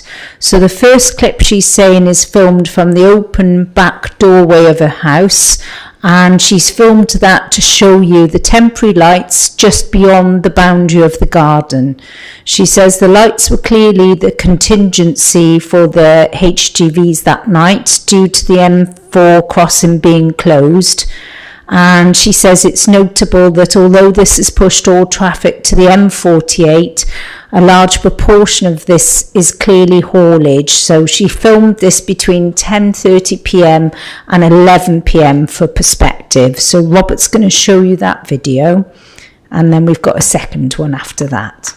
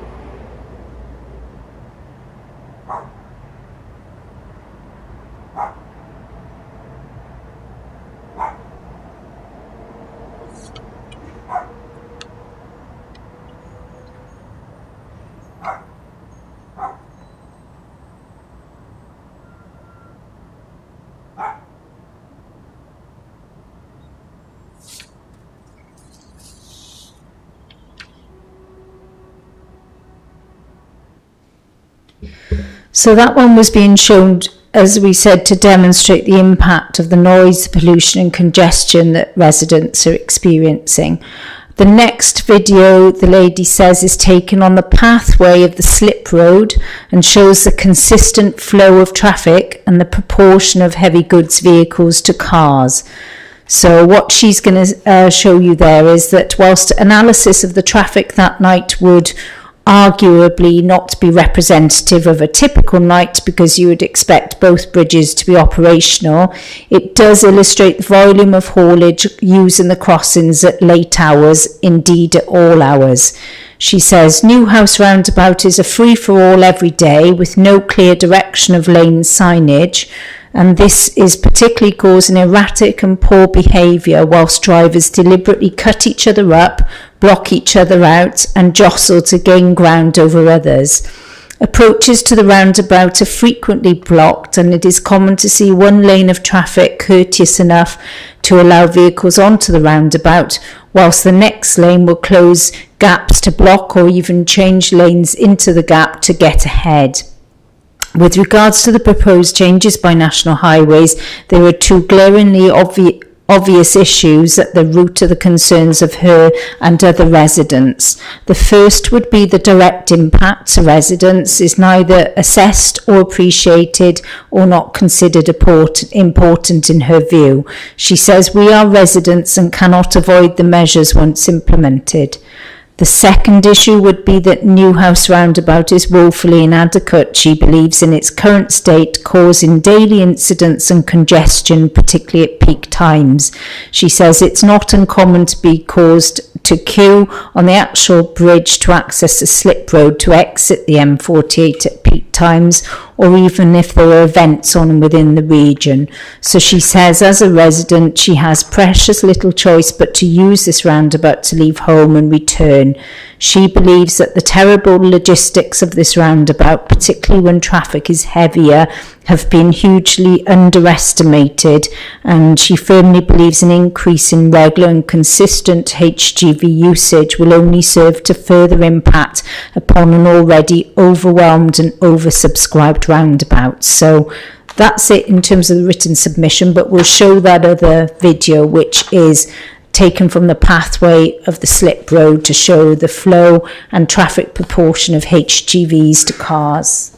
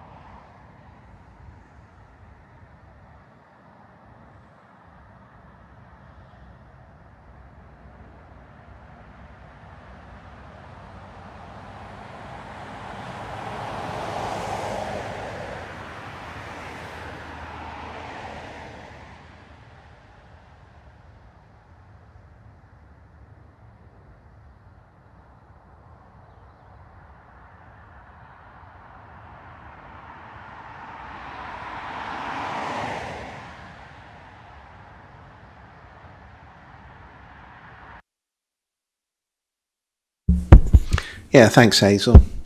So that gives you an overall view of the position there. I'm not going to comment on it yet, so what I'm going to do is ask our friends from National Highways to give them the presentation. So welcome back, gentlemen. It's been a while. We've had bits of information in between time, and subsequently since then, Deborah, you're on the, if you just want to introduce yourself, Deborah, as well to the meeting and explain what your role is, and then I'll allow them to speak. Hi, I'm Deb Hill-Howells. I'm the Chief Officer for Infrastructure, and I think you're referring to that I sit on one of the groups that is coordinating the M48 bridge works. What was yours, Jans? I guess introductions wise, so I'm Johnny Hill, I'm National Highways Route Manager for the 7 bridges. Thank you, Chairman. I'm Alan Feast, I'm a Programme Leader with National Highways Major Projects Division. Do you want us to acknowledge the videos now? Or go well, do your presentation, we'll come back to the videos and then just... Okay. Yeah, Hazel, if you're able to share the screen, we've got a short presentation to run through and then we'll take questions. Thank you, Hazel. So I've got a presentation that will look first at all an update on the M48 7 bridge. Next slide. And the first element of this presentation is looking at the short-term solutions, the ones that are in place at the moment, and just to give you some context for that. Next slide. So, as we all know, the weight limit was implemented in May of this year, and compliance was initially poor, but improved with messaging and enforcement activity. We have running for a significant period Operation Wolverine, which achieved good compliance, and this has been maintained. The monitoring continues daily, and we have a weigh in motion sensor system out on the bridge, and also ANPR traffic cameras to capture any breaches of that weight limit. The loading that we're seeing on the bridge remains well within the acceptable safety tolerances that we've allowed for the structure, and so we're content that at the moment it is continuing to operate in a safe manner. Next slide, thanks.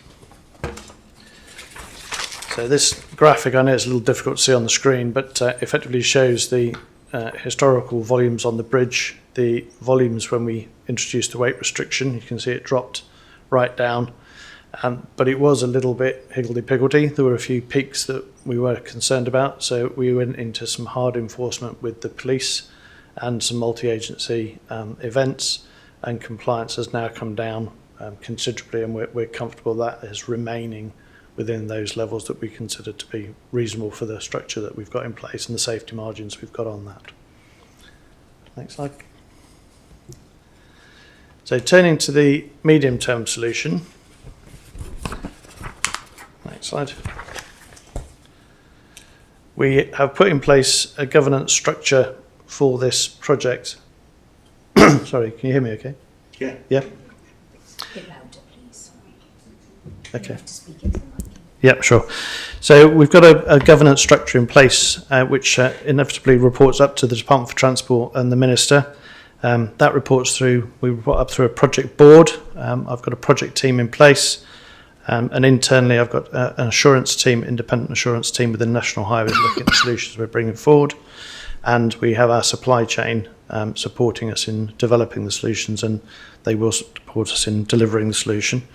But sitting alongside of that, we have a stakeholder steering group, which officers from your authority sit on, as well as the Welsh Government and various other organisations, and they help to provide us with advice on how best to engage with communities, how to resolve the problem, and to look at the technical challenges that this may throw up for them on the local road network. So next slide. So we very much appreciate the challenges that the restrictions are having on the communities and on Wales in general, and we've been working at pace to try and resolve this. We've been through a feasibility stage 1 where we've identified a considerable number of options and sieved them down. I won't go through them in detail because we'll share these slides with you. We've then been through feasibility stage 2 where we shortlisted the technical development work, engaged with the Welsh Government, the local road networks and the local authorities, and particularly looked at IT integration, because this is inevitably going to be a technology-driven solution for a short-term and medium-term solution. And we've been doing the engineering development, traffic model testing, and overview has been presented to the project team internally. That was then run through some stakeholder workshops with public sector members from the steering group to get their views on it and how it might impact, and also run through some user acceptance testing with business community and the haulage community to make sure that it would work for them as operators, as our customers. And we then went through a further internal workshop process before making a recommendation to come forward with the solution that we are proposing. Next slide, please. So just for context, hopefully you can see on that plan that we've got the bridge there with junction 1 on the right hand side and junction 2 marked on the left hand side, and our solution effectively uses those two junctions to control the movement of the loads onto the bridge. Next slide. Junction 1 is probably the easiest and, if you like, most compliant solution for us. And what we would seek to do is traffic travelling from the right-hand side, so from England going towards Wales, will be brought off at the Ost junction, up the slip road, round the roundabout, and then will be what you might recognise as ramp metered back onto the motorway. So effectively there's a set of signals there, and the traffic will be controlled back onto motorway. At the other end of the structures, there will be sensors, so we will be able to count the vehicles on and count them off. So as soon as one's left the structure, we can let another one on. The reason being we can only accommodate 10 HGVs at a time on the deck. Now that might sound like very few, but in fact that is what we would see in normal operation. We would rarely see more than 10 HGVs in normal operation on the bridge deck. The concern we have, and the reason we've had to shut it, is because you do get platoons of traffic arrive. You know, if you've got a ferry disembarks, or if you've had an incident on the M4 close towards Bristol or London, a traffic jam, they then release all at once and they come along in a platoon of lorries, and lorries do like to tailgate each other, as you know, for sort of fuel advantage, and you get a load of them arrive at the same time. We can't have them out on the bridge deck at more than 10. So this system filters them off, filters them back on, and makes sure that we don't have those platoons, or in the worst case scenario, an incident on the bridge with lorries parking up on the bridge. The normal operation, those lights will be green 99% of the time. We're not expecting to actually have to stop the flow.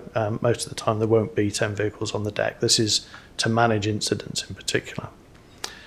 Next slide, please. Now, on the Welsh side, it is somewhat more complicated because we've got an imbalanced flow at the junction with significant demand for movement to and from the A466.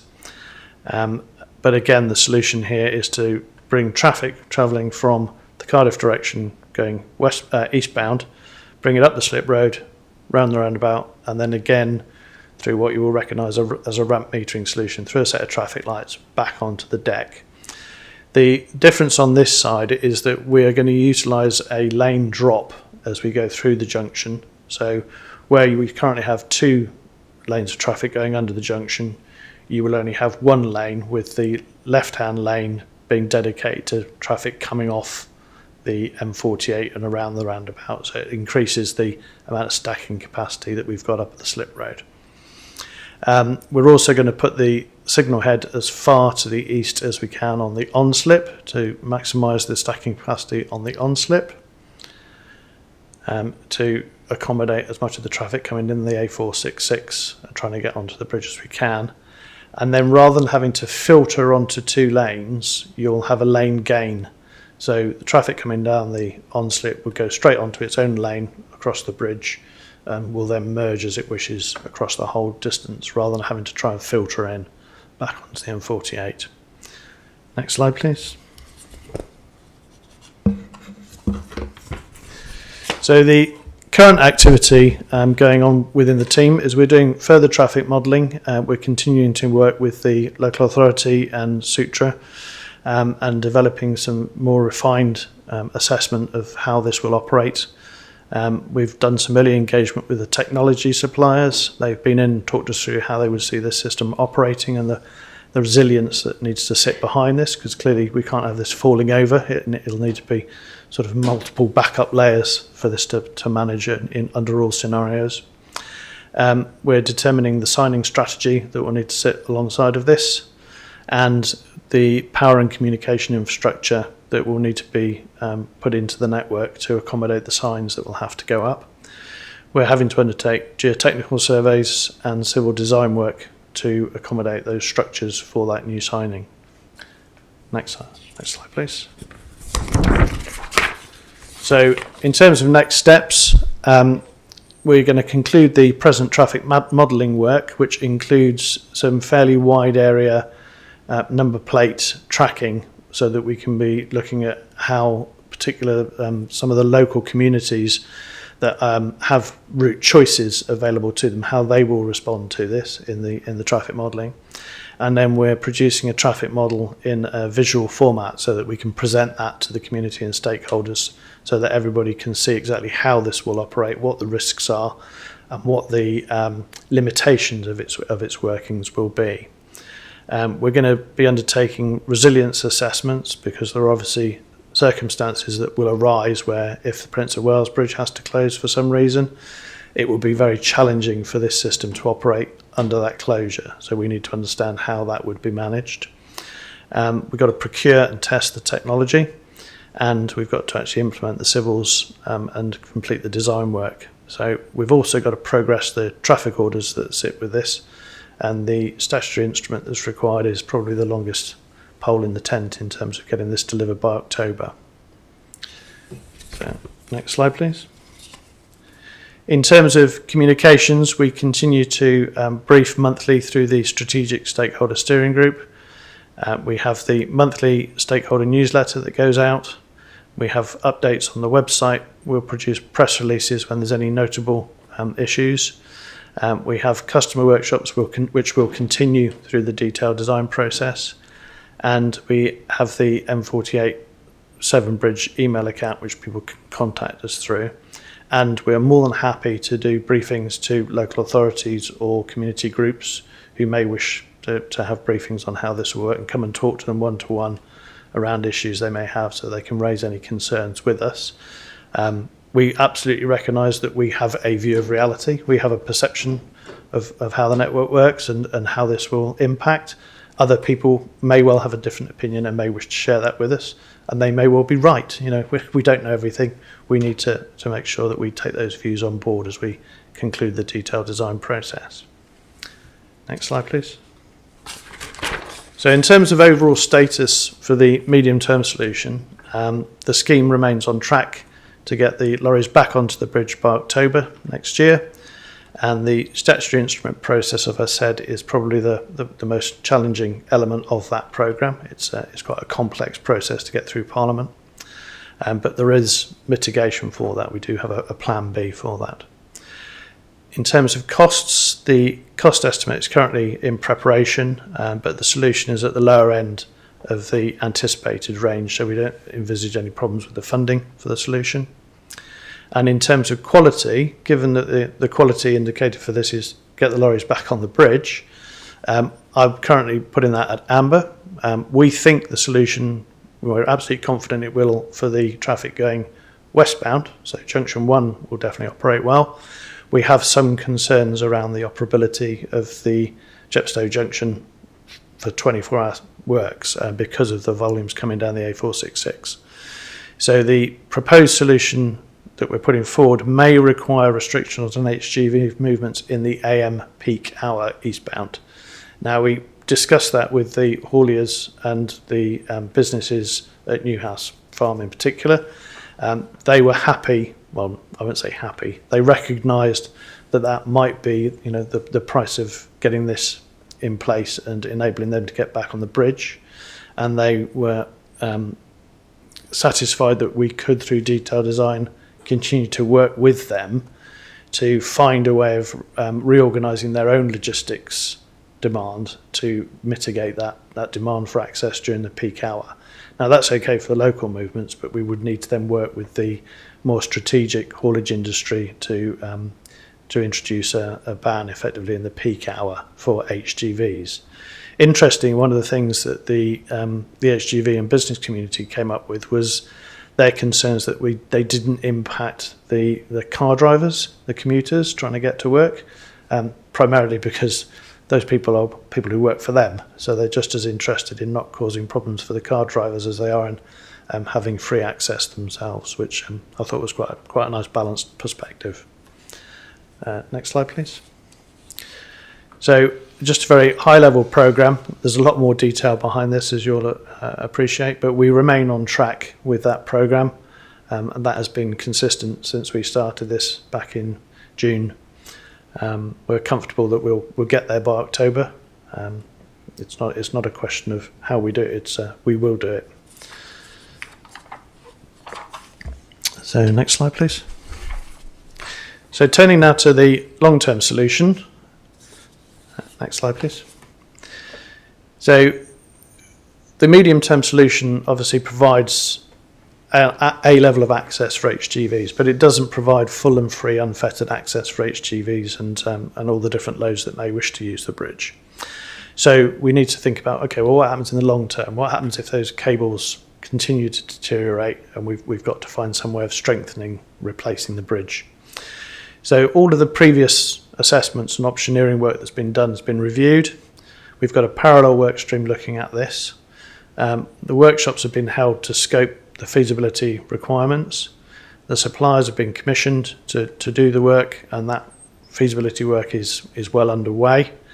All of the options will be reviewed to enable us to support an outline business case and then a full business case to government.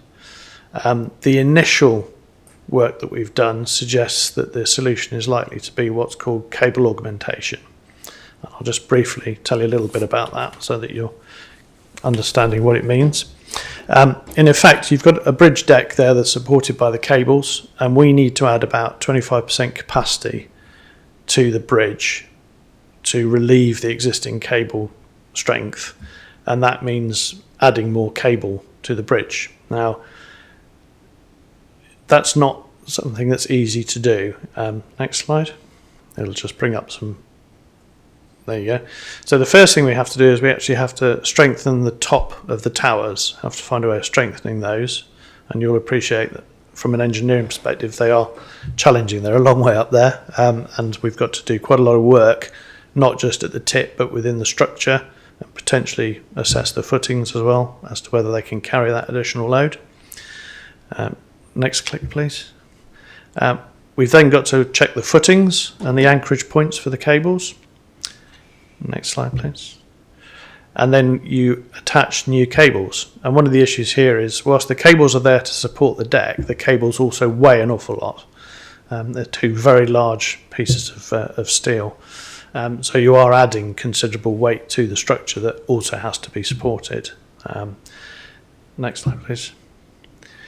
So the way this is probably going to be done, not certain, but probably going to be done, is that you string a new cable up there, and you then tie the two cables together, and you undertake what's called a jacking process to pull them together effectively so that they then share the load from the bridge deck. That in itself is a very complicated process, and this has only been done, in my knowledge, a couple of places around the world. The expertise for this is not in the UK at the present time, and we will, as part of this work, we will be looking to see how do you actually mobilise this technology, how do you actually find someone who can make cables of this length, because we don't make them anymore, and how do you manage the logistics of that supply chain to get that delivered when you need it delivered. You can't just phone these guys up and ask them to come around next week. This is, you're talking 6-7 year lead in to a project like this to get them mobilised. Next click, please. So the process is, from my perspective, is we've got the short-term measures in place, restricting the weights on the bridges. The medium-term solution then comes along and allows HGVs back on the bridge, but in a controlled manner. We then continue to assess the strength of the cables, and the next assessment is during 2027. We have a plan for the long term, and we have a business case that supports that long term, and you then trigger the detailed design and the construction of that long-term solution when the existing solution gets to a sort of critical point. And given that you've got a significant lead in time, it's a balance between doing those inspections, managing the volumes on the bridge, and then making the investment to fix the bridge in the long term. Next slide. So in terms of that project, again, on a time, cost and quality basis, the full scope and schedule of the feasibility studies been agreed with the supplier. We've got their detailed programme of works and costs for all of that. The consultancy team and the individuals, and we are, this was not an easy team to put together to find these bridge specialists, but that team is now in place and they are working. The initial report is due in summer next year, and the final feasibility report will be due in the autumn, which is slightly later than we'd hoped. What I really wanted to do was to be able to say, right, medium-term solutions opening, and here's what the long-term solution will be. But there may be a slight disconnect now between that. We might have to wait a little bit longer before we say what the long-term solution is. So I was just going to say, the previous work that's been done on this bridge has all been reviewed, and the global experience and the global market is currently being assessed. Thanks. Final slide. So then I think we move on to any questions. Get the right one. So we've got questions. Hands up. Who we've got up first, Hazel? Nobody. Dale. So I'm looking at you. You can start. Go for it. You look enthusiastic, Dale. So.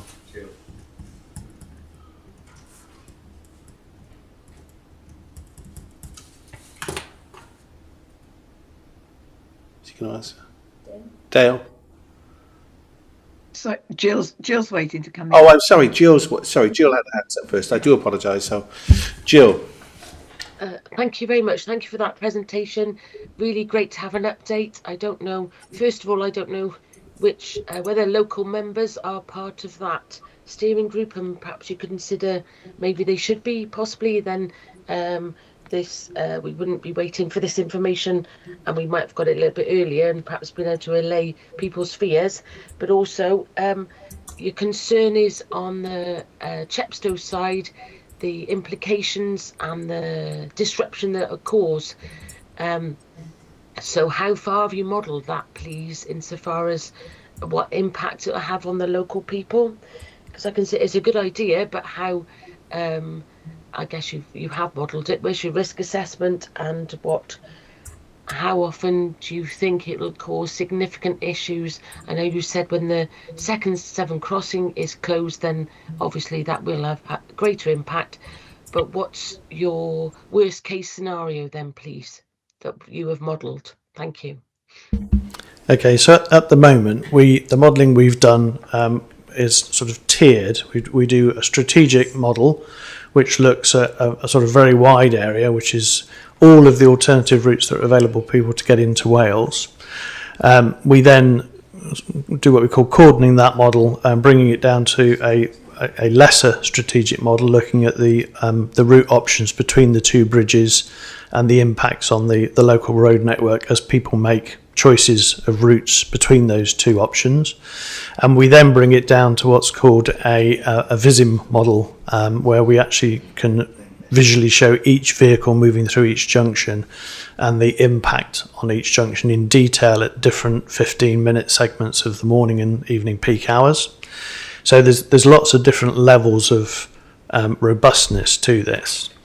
However, as we've gone through this work and been out doing driving surveys and observations of our assumptions and the predictions, we've been concerned that there are certain community areas where and industrial locations where the route choices are more subtle, and therefore we're doing some more detailed surveys and some more detailed conversations with them.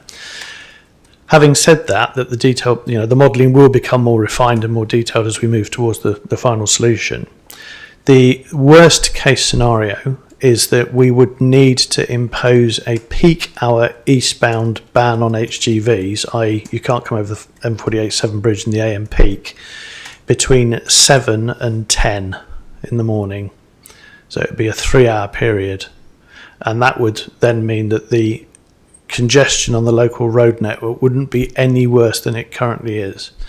And one of the challenges coming into this, and one of the areas where I've had to rein in the enthusiasm of my consultancy and contractor team, as you might imagine, is that they can see a much better solution that would require us to entirely rebuild Chepstow roundabout and the entire A466 and the junctions up through there. But that is well beyond the scope that we have for getting the HGVs back on the bridge. So we think we can do this without having an impact during the peak by limiting HGVs eastbound. Best case scenario is that ban might be 0. It might be that we can let them on during the peak, but my gut instinct at the moment is telling me it's probably going to be something like 7:30 to 9:30 that they wouldn't be allowed on the bridge. And with that in place, people shouldn't experience any worse conditions at the junction than they do now. But we do recognise there is an ongoing issue in the network that needs to be resolved in the long term. Thank you very much. So further to that then, so if they're not allowed on between 7:30 and 9:30, they will be stacked up on the slip road up to the roundabout. Did I understand correctly? Up to the roundabout and then all along the motorway. So people coming off in cars will only have one lane to come off the roundabout. No. The M48 onto the roundabout from Newport direction. So the intention is that the signing will be very wide ranging, so it would go beyond Magor services.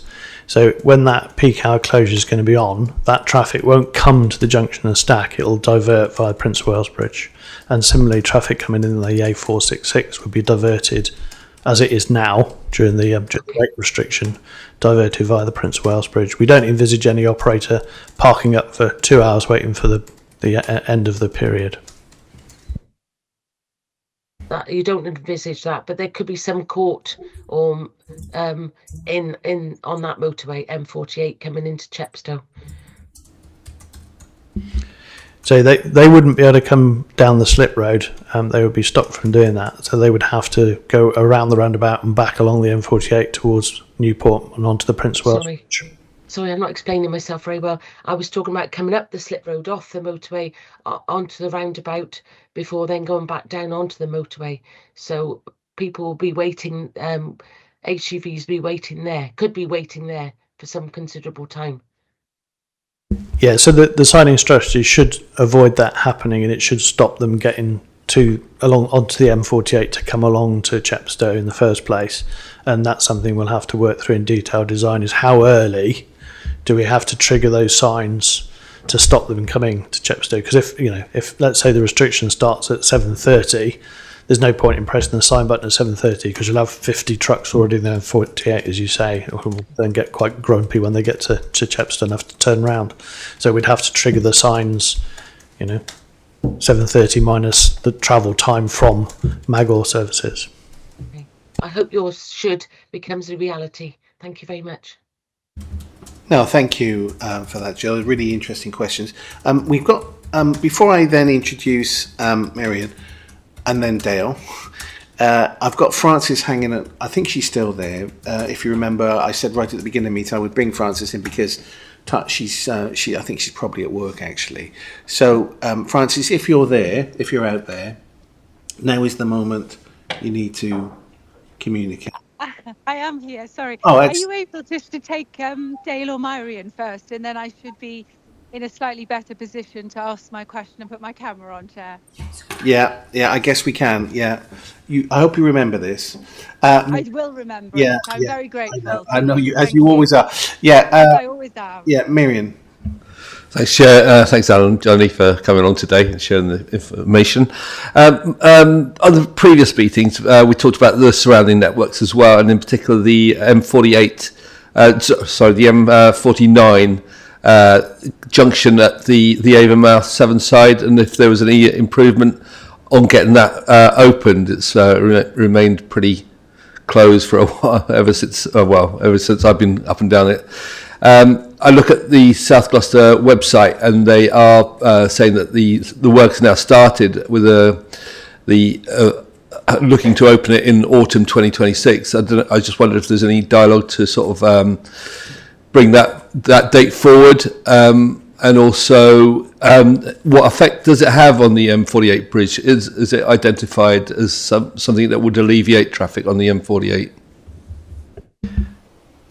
Yeah, thanks. So one of the things you're correct in that the M49 Junction 1, I think it would be called, isn't it? Because it'd be the only one there, would actually service a lot of the big haulage units that have been built down at Avonmouth, and those currently, in the main, route up the back roads through South Gloucestershire and join the M48 at Ost. They won't need to do that anymore if that junction's opened, and as you say, that is due to open in summer next year, late summer next year, and that would then enable them to go straight onto the M4 and use the Prince of Wales Bridge. What proportion of them will choose to do that and what proportion of them will continue to use the M48 is something we will work through as part of this additional detailed modelling. We need to understand exactly where the origins and destinations of all the Amazon haulages are. I suspect it will be a split between the two, but it will certainly provide additional resilience for the network in having that open and that option for them to get onto the M4. Yeah. But there's no hope of getting that open sooner. I guess 6 months doesn't seem that far away, really, does it? I guess. No, for me, 6 months is quite a short period of time. It's a big civil engineering project. Yeah. Yeah, Hazel, you wanted to say something. No? Okay, so we've got Dale next. I actually... No, she said, sorry, thanks Dale I mean, she's desperate to kind of speak now, but I'm trying to manage this. I thought she said, do you two first and then Francis, so. Thank you. I wonder if you could give us some background to economic impact assessments that have been done for the area. It's when both bridges were closed, South Wales was pretty much cut off from the rest of the world, and business impact would have been huge. So could you give me a bit of background into economic impact assessments that have been done, and the serious impact that the closure of both bridges brought to the area? Thank you. Yep, thanks. So from National Highways perspective, I can't speak for other agencies, but from our perspective, because it was a safety decision to remove the HGVs from the bridge, that wouldn't have required an economic assessment. So we've not undertaken an economic assessment. However, although I don't require a financial approval to introduce the medium-term solution, because it's public money, we will have to evidence that it is value for money, which we're comfortable it will be, and we will have to do a cost-benefit analysis, so a value for money assessment, and that will reference the impact that it's had. When we come on to the long-term solution, the business case that sits behind what will be a much more significant investment in strengthening the bridge will need to have regard to the economic impacts and not the sort of standard, saved a lorry 20 seconds sort of economic impacts, but in terms of socio-economic impacts, the implications for the current press for house building, for economic growth. One of the things that has been raised is that the risk that you simply see employment move from one side of the river to the other. So it will need to address all of those issues, and that will be done as part of the feasibility study for the long-term solution. I think just to build on that as well, we regularly meet with hauliers on both sides of the bridge. So we're out meeting Newhouse Farm Industrial Estate and the hauliers there, and they make very clear the impacts it has on their business and that wider piece. So that all gets fed into our decision-making process as well. If I may, Chair. Yeah, of course. Just out of curiosity then, what can be done in the exceptional circumstances of both bridges having to close to prevent the complete shutdown of local infrastructure, local business. What can be done to kind of help there? So you're probably referencing last week's events. So firstly, thank you for everyone's patience during that. We're very grateful for that. We're undertaking a full debrief of what went on within that, both stopping the actual event happening and seeing if anything could be done to do that, and then the response to it. I think the biggest thing is making sure those non-essential journeys don't happen, so that the essential journeys can happen without the impact that was felt on them. So there's a bit of a piece of work that we need to do on the messaging around that and how we get that messaging sort of as far and wide as possible. And you'll have received my relentless emails during that. And then we also go out via the press and the media, and there's that entire sort of holistic piece of getting the message out there. But yeah, I can't stand here and say there won't be lessons to learn from it and how we get that message. So I think the bulk of it is through that. Del, happy? Yeah. So Francis, I hope you're still with us now. I don't know. With you, Chair. So, Chair, Johnny and Alan, my question is regarding the Mega Junction 23 interchange. And two points, really. First of all, when will there be signalisation? Because colleagues have talked about the impact of the full-scale closure, but actually, daily, there are issues with residents trying to join. Obviously, adverse weather we can't do anything about, but we can do something about the logistics of people trying to get on at Junction 23, and also of where there are adverse incidents on the motorway. We could do something much better around signage. I've been asking these questions for quite some time, and so it's good to have some engagement. That's my first question. Secondly, you talked about kind of, the bridge, and that's really interesting. But I'm always left wondering, as I've said previously, why there's been a significant increase in the people using the crossings since the tolls were taken off. I think they were still a very knee-jerk political reaction, and I don't think they've served anybody well. Have you got any thoughts about those tolls and the cost of maintaining the bridge in the long term? Thank you. Those two questions. So your first point around signalisation of Mega Roundabout, we meet fortnightly with Monmouthshire County Council, Sutra and Welsh Government to try and understand any of the impacts of the weight restriction and what that means for us. So we've always said we want that solution to be driven by them because it's obviously not National Highways Network. There is now a proposed signalisation solution for Mega Roundabout. That's just in our internal pricing at the moment. I would be stupid to commit to a time frame here, but what I will say is it's going through our pricing at the moment. It would be a 2026 job rather than a December job.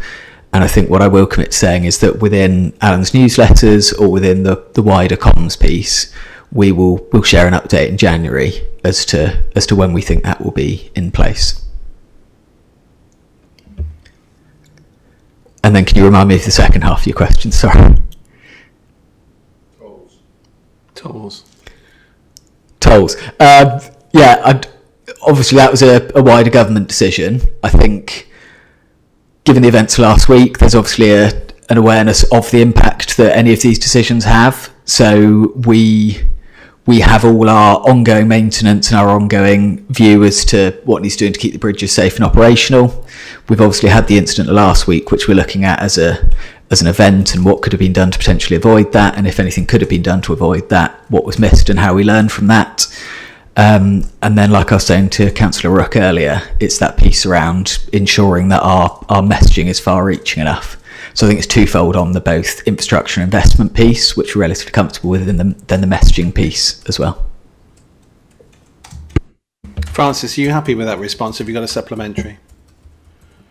I mean, I'd really like to see something about what the long-term proposals are from the DFT around the bridge, managing the bridge, that piece of infrastructure which is so important, and how they're looking to the future beyond mitigating this initial issue, because that this is not going to go away, and it has significant impacts, economic and social, for the whole of South East Wales. So I would like us potentially, Chair, if the rest of the committee were agreed, to consider whether we write to National Highways or the DFT around what those long-term proposals are, and whether they've given any consideration to the need for long-term maintenance. Thank you, Chair.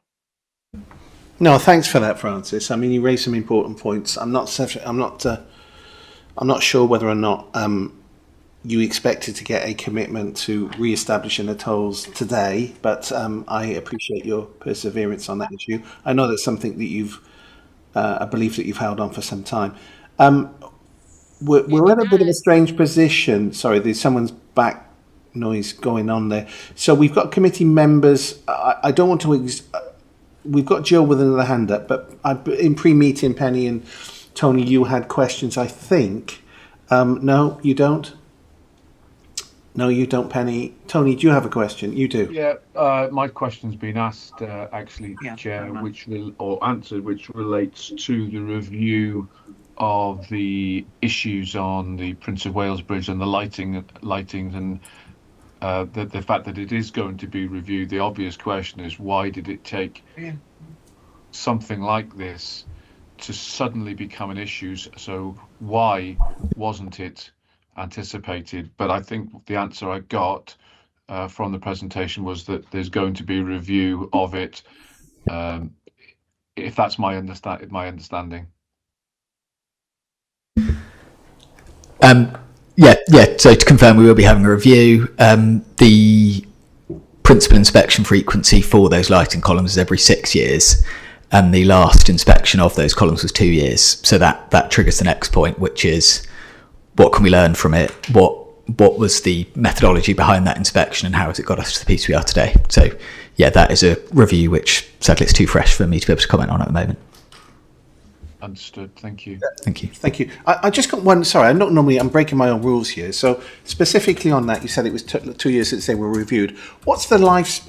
So members, please forgive me, because this is such a broad. There's so many issues. What's the broad lifespan of those lights? It would be a normal for you to then have a failure within 2 years. So for example, are there guarantees from the contractors? What's the range of lifespan for the lights? All those kind of things. That was, I guess, what I'm trying to do is not help you make your case, but that's unusual for the lights to go down within 2 years of them being refreshed, right? You're too into the technical for me to be able to answer, but that's 2 years since the last inspection, not 2 years since the lighting was installed. So I don't have the exact dates that they were installed, but it's 2 years since principal inspections took place. I appreciate that. Okay, thank you for that. Jill, you have... No, I do apologise. Steve, you're next up. Yeah, it was just I was driving to London on Saturday from Monmouth, and there was a double incident of the A449 being closed, and then I got to just outside Bristol, and there was a car fire. The car fire clearly had happened a long time before I got past it, by about 2:30, 3 o'clock. There was no signage, no indication of what was going on. I heard one announcement on Radio 5. It was 40 mile per hour on the overhead gantries. I don't know why there was no better information, but my question really is basically around, with all this work that's going on, and I used to work in Avonmouth, so I know that junction, not Oss, very well. That's going to be a huge bottleneck, and then you've got to start looking as well holistically as well around. You've got the A449 40 at Monmouth with the Lees Bend work. We've had a lot of van fire there. There's a knock-on effect on transport in the whole area, as well as the 7 bridges as well. We need to be looking at again with Francis, Councillor Taylor. I mean, I used to regularly have a tag, and taking that away, not having maybe a £2 or £3 toll, just getting rid of that cold turkey. It's obviously hurt the housing market. It's brought more traffic onto that bridge. If the tolls hadn't been increasing regularly, people might have got a bit more used to them and would have been happy to keep them. But the effect of it is, and it is a huge impact on us. But there's a lack of signage, lack of information when there is an incident on the motorway. We need to be better at that, better at information. Because I started there for an hour and a half, not knowing people getting out of their cars. Fortunately, there weren't that many motorbikes going by, but there was a risk of people, not having any information, not knowing about that car fire on Saturday afternoon. Can you please, speak to your guys controlling the towers, to make sure that control towers that there is information out there for people. Thank you. I think, we'll take that away and feed that back in, so thank you for passing that on. As far as the works piece, we're very aware of the sort of age of our assets, particularly Seven Bridges sitting in a massively hostile environment. So there is a lot of work going on at the moment, looking as we move into our next RIS period, which is our 5-year funding cycle, what work's being undertaken, but also what do those corridors look like? So working with local highway authorities and working with our colleagues in other regions, rather than just saying, we've got these works on the bridges, we'll do comms about that, moving on. It's a sort of what does the corridor look like? Where will it impact more holistically, like you say? So that is a work in progress, and hopefully you'll see the sort of fruits of that moving forward. Yeah, thanks. And just to add to that, I think we recognise with National Highways that the roadside sign and the sort of the traditional way of providing information to the travelling public is not very robust anymore. There's lots of technology out there. Most cars now fitted with significant amounts of technology, and there's a big project within National Highways now looking at how do you provide bespoke information to drivers. We know where the driver is, in theory. We can target where the driver is, and we can send information to specific communities of customers who are already on the network. If we can see someone's approaching an incident, we can send messages to their in-car system if you allow that to happen. So there is a project looking at how the future of communication is going to work on the network. No, thanks for that. It's very interesting. Jill, I'm going to let you come back in again as you're a member of this committee. Thank you, but one question wasn't answered before, so I'd like to start with that one, please. I asked if a local member could be part of the stakeholder group because of the knowledge. No disrespect at all to any of the other officers involved, but obviously there's a significant local knowledge which might be of use, especially a Chepstow member. And the other question is, please can we have an update on the junction on the M48 between Roggett and Caldecott? That has been assessed or considered to be a significant impact, or possibly could have a significant impact on alleviating congestion at Mega and Chepstow. Thank you. So as far as the new junction between Roggett and Caldecott, that's not on our networks. That would have to be a conversation for Monmouthshire or Sutra and Welsh Gov.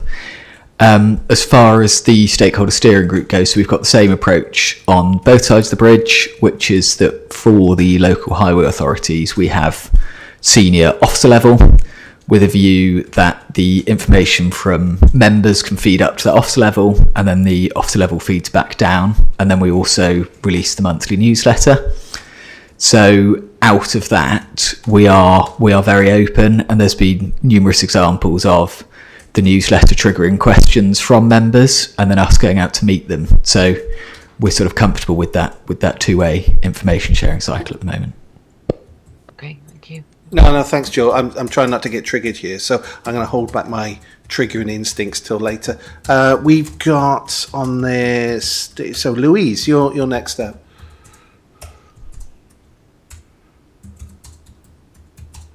Yes, thank you, Chair. The questions I want to ask is that obviously when this new system comes in October next year, I presume that's for all HGVs in terms of weight. But is that going to be monitored, to check on its impact on the local network, particularly in Monmouthshire? Because any slight changes around High Beach or any of the junctions going towards it makes a significant difference. The second question I've got is basically due to, obviously, if there's Prince of Wales work going on and we don't know whether the wind is going to drop or not for the Severn View Bridge, then obviously these two factors need to be coordinated to avoid the traffic chaos we got on Tuesday. I mean, basically children were getting to school at 10:30 in the morning, nobody could get to work, etc. But the third question I've got is about the impact on local roads. My ward is a rural ward, and what happens is that at Haysgate, for example, the traffic was trying to use that road to avoid a short traffic queue by going through Crick and then going to Haysgate and then joining the A48 Pormeric, which was at a standstill anyway. But the residents were really concerned that these are the roads that are being used in Mountain, Shire, Newton and Haysbrook are single track roads and they're not suitable. And a resident did a video to show that for the first time ever, a coach actually went through that single track road. Now, that road has got sort of farmers, children, walking animals and so forth, and they're going at speed. And I just wondered if there's any signage or any way of stopping the sat-nav, telling them to go on these totally unsuitable roads and thereby damaging the highway verges and so forth, and obviously alarming the residents as well, because these single track roads are not suitable for coaches going down them. I mean, what happens if it meets a tractor or something else? They've got absolutely nowhere to go. So I think that needs to be looked at. I don't know what sort of signage you could put at the end of this road to sort of say this is a single track road. It is not suitable as a sat-nav alternative to avoid traffic queues.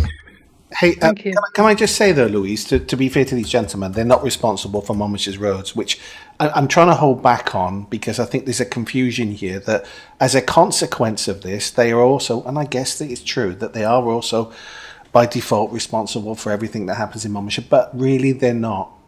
They're not. It's the officers that we've got here and the cabinet member and then Sutra, which is so I guess what I'm saying is I absolutely empathise with you, and in fact Hazel and I are having a kind of debate between us about how we can alleviate that working with Sutra on the M48 possibly, but it's not their responsibility. Just to be clear about this and for to make the public understand that National Highways do not control Monmouthshire's roads.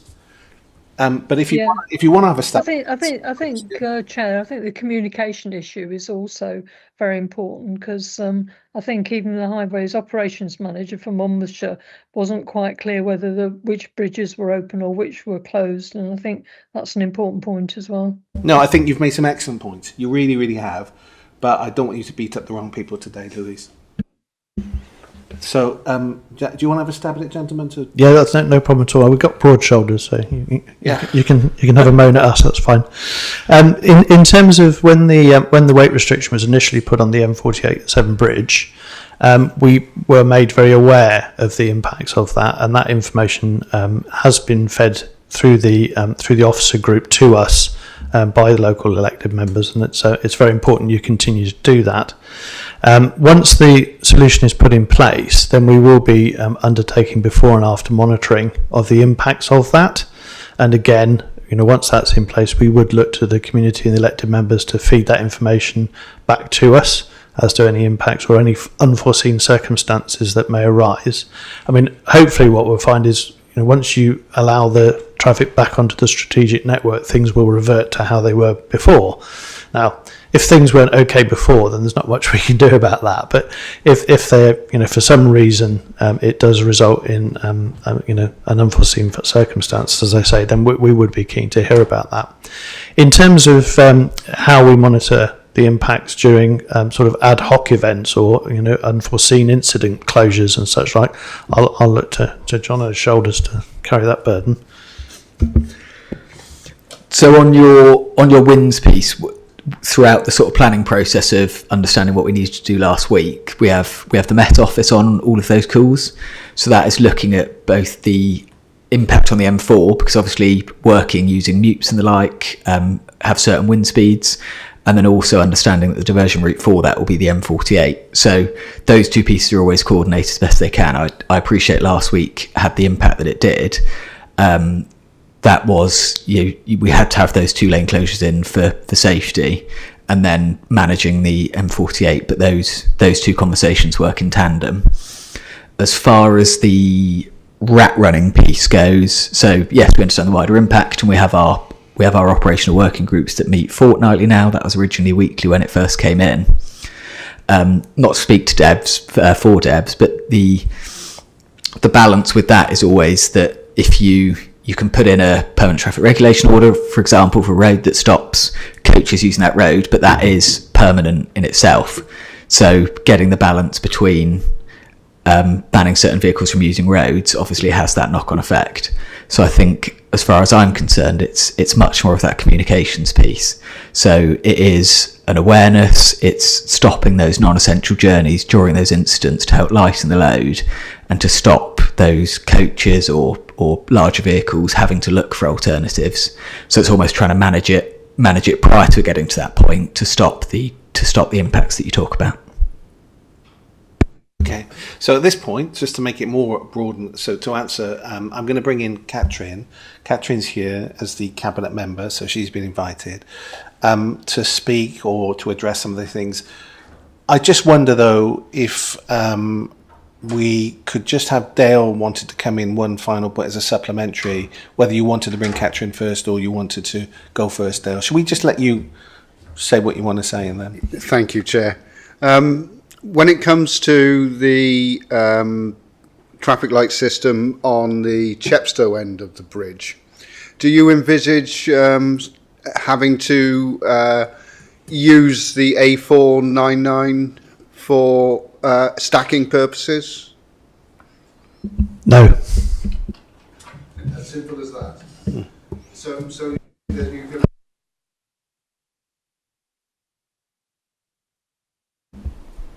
Well, up to 5. Your mic down. 5 or Your 6. mic. Chair, we can't hear you, sorry. Sorry.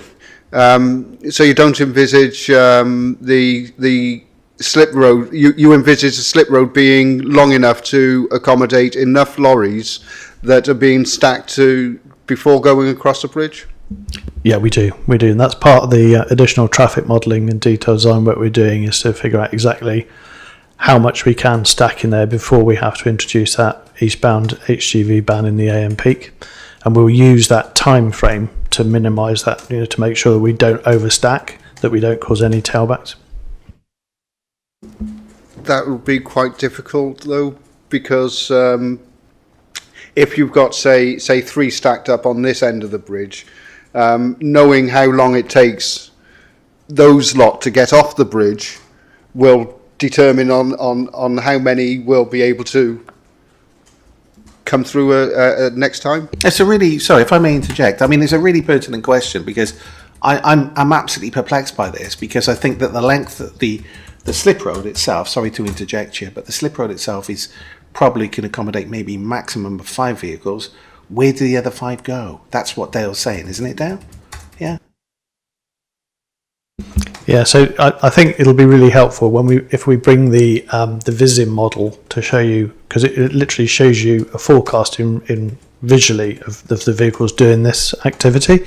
But if you think that generally we don't have more than 10 vehicles on the deck at any one point, and it takes a couple of minutes to get across the deck, it means that the arrival time at that signal head, if you like, is, once every 20 or 30 seconds there's a vehicle arriving there that might need to stop if the other vehicle hasn't yet left the bridge. But because these vehicles are generally not in platoons, they're generally spaced out in the traffic. As one is leaving the bridge, the next one's arriving. So it's very rare that you would actually need to stack. So if there's an incident, then you might need to stack slightly. And what you'd be doing is you'd be stacking those vehicles. If there was a major incident on the bridge, then yeah, there would be a stack, and it would simply mean that you'd be moving the queue from being parked up on the bridge where we can't have them to being parked up on the roundabout network. So in that circumstance, there would be a problem in its operation. but that's very, very rare that happens. So in normal operations, we think there would be plenty of stacking capacity in the network. The modelling will tell us exactly how much wiggle room we've got in the AM peak, how much we can accommodate, and therefore we would adjust the period of the AM ban to reflect the amount of capacity we've got for stacking. Yeah. Gentlemen, sorry, I'm sorry, I'm being really naughty now, but the video itself, though, this is Dale's point, evidence that there was more than, maybe I've missed something, but the constituent Nikki, who lives in Thornwell, who demonstrated that in 2 videos, with evidence there was more than 5, and there was, in fact, more than 10. So it does kind of contradict. I don't want to get bogged down with it, but I'm just trying to be helpful in as much as then trying to provide some evidence. But before I ask you to answer that question, sorry, I'm going to hold off on that. I'm going to bring in Catherine, because Catherine's been very patient. I'm sure she'd like to say or interject here with some answers, specifically about Louise's point and the M48 possibly, or the A48. Thank you, Chair. Yeah, I wasn't invited to speak specifically, but of course I wanted to be here and listen and be up to date and to understand the questions that are going ahead. I suppose just running through the main things that have come through so far, I am encouraged about the short-term plans from National Highways, and very aware of our need to push through the plans for Junction 23, which officers are working with Sutra on. So we've had an update on that. On the M48 Link Road, I think Deb's just put something in the chat on that. Good. We've been pushing for that very hard at every stage and every level, and you know that we are getting traction on that. The Cabinet Secretary at Welsh Government is well aware of it, and we're hopeful that we will. I can never say for sure until it's actually signed, sealed, and delivered, but we're hopeful that will happen. It's in the regional transport plan. It's included all the time, every time we mention anything about transport in South East Wales. So that's definitely on the radar. In terms of the long-term plan for the M48 bridge, I'm sure we all are very conscious of that's likely to be very long-term because it's going to be very expensive. So we've got to get the medium term. Sorry, we've got to get the medium term right, haven't we? And so that's our big focus right now. I have to say I absolutely agree with Councillor Taylor in what she said earlier. I think we need a long-term vision, and that is something that I think we need to take up again with DFT, particularly around freight. We always have this issue, don't we? We have, when there's a crash, when there's severe weather, when there's any kind of problems on the road, we get freight, basically huge lorries heading off down our little rural roads. And yes, it's to do with sat-navs, but it's also to do with the insane size of these lorries on our rural roads, in our towns and villages, and it seems on our strategic road network. So there's a bigger picture there, and there's issues around freight involved, and Councillor Taylor's favourite topic around railways and adequate railways in the particularly in the southeast corner, and I'm absolutely with her on that. So just a really quick interjection from me, and just to say also I'm absolutely confident in our officer representation on the stakeholder group and at ops level as well, and you know they are keeping on top of that and keeping on top of the communications. And if there's any gap in what members are getting, for me the monthly newsletter has been very, very helpful, but it sounds from what you were saying that you wanted more perhaps update in the interim, which perhaps could go through one of these committees on things like the Junction 23. So I've picked up on all of those things. Thank you. No, thanks, Catherine. So I get a chance now, don't I? Do I get a? Or do you want to just take it all from me now and then come back to? Or how do you want to do this? Were you happy just responding to some of that stuff? I'm asking you. I don't want to beat you up too much. You're such really nice guys, and I feel slightly bad. Yes.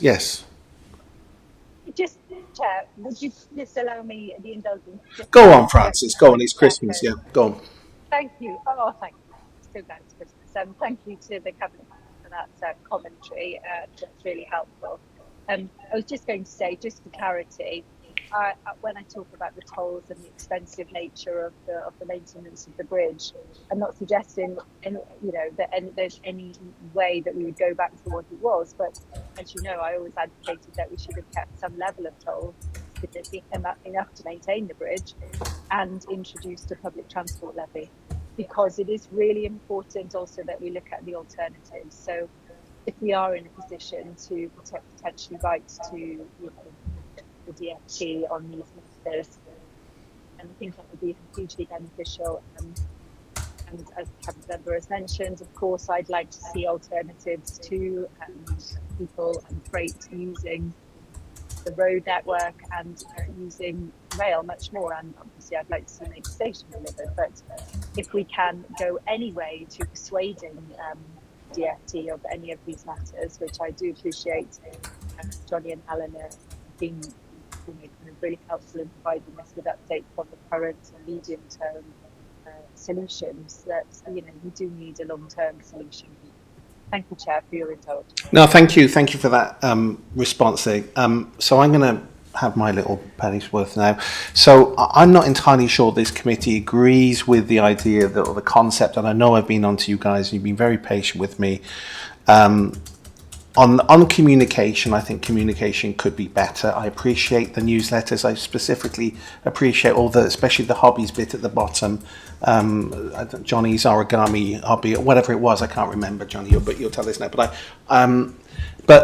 I think communication could be better, because at the end of the day, the councillors, particularly in the south, have to deal with then on Saturday nights, on Sunday mornings, all times of the day, constituents' concerns. They're fed up, they're in the car, they can't get through to national highways, or they've been banned from National Highways call centre because they've been in the car for 5 hours, or whatever it is that I think communication should be better. So my view is, in a non-political sense, that the committee that exists at the moment would benefit from an interjection of democracy, i.e. difficult councillors like us that ask difficult questions, and then you've got that direct input. I think we all get on well together. I don't see why you wouldn't want us on there. I genuinely don't, and I mean that sincerely. I'm quite a nice guy. It could be anybody. It could be Myriad. He's an even nicer guy than I am. So why can't we have some interjection of democracy to alleviate people's fears across Monmouthshire, that effectively what you've done is set up a quango with I guess a select kind of group of people. My second question involves then, over the period of Christmas, on the 4 days that we have the meet there, I can't remember, the first, or no, it's in between Christmas and the New Year, isn't it? So I'm concerned about livestock waiting. So, we have 4 days of racing. I was talking to somebody the other day that works for one of the big trainers in Wiltshire. Of course, there are many. She was concerned about it. She's concerned about animal welfare. I don't think we've given that fair consideration, certainly on the way back, for the reasons that Dale had interjected. I'm still not convinced by that golden number of 5 being the absolute total worst case scenario, because of the evidence we've seen earlier. And I'm also worried about then, subsequently, for Monmouthshire, those yellow signs that we see at the top of Larkfield roundabout, those big orange ones that illuminate and telling everybody that they can't go north on the A48. Do they actually mean, Dale and I, because we're not the brightest, but I do drive around a lot, and I haven't got a compass in my hand all the time, but my feeling was that the A48 went east-west, not north. So are you meaning that it's the A466, which I don't think we have many heavy goods vehicles going down anyway, and that the road was closed? Maybe the officers would want to explain that to me. It gives a sense of mild chaos, particularly on the days when you can't get in and out of Wales. Does that make so? I'm not bigging it up. I also wanted to show some concern, and Francis didn't touch on it. The panic of people, and particularly in Mega the other day, on social media, on some of the community websites, who had been stuck in a car for 3 to 5 hours, where they've got children in the car, or they needed a toilet or whatever. So they were asking local people to assist them, not obviously to go to the loo, but whether or not effectively they could get water. You know, that's a concern when we have an emergency like that. So is it right, really, that we allow Wales to be completely cut off for 1 day, 2 days, 3 days, sporadically, randomly? How are we going to overcome some of those issues going forward? Because it's not a good way to be. Nobody wants this to happen, do they? It's not like you guys got up in the morning and think, do you know what, as Welsh, they're going to get it today. You know, they did reasonably well, but not quite good enough in rugby. We're going to give it to them. I don't believe that for 1 second. I'm trying to make light of it, but the reality is it's horrific. If you're involved in it, you can't get anywhere, whether you're Swindon, London, wherever you're going. And then for the people that are running business, it must be devastating, really, not to then have access to the roads. My final point is on the road traffic order. So the original amendments, when you introduced the road traffic orders, which were, I can't remember how many months ago, you didn't include buses on it, although buses were part of the access, which I would imagine they would continue. Where is the road traffic order? And should it be Sutra's road traffic order, bearing in mind that you work in England, and I know we don't have the Berlin Wall there, so I know you're allowed to operate just over the border, but are Sutra the people that are supposed to be providing the road traffic order because it's a link road, or is it whose infrastructure, who's responsible for it? Those are my questions. I might have to come back to you to ask you to clarify some points. So there's three what we call TTROs, temporary traffic regulation orders, picking up the nuance that you say with the structures, so we can show you copies of all three of those if that would help.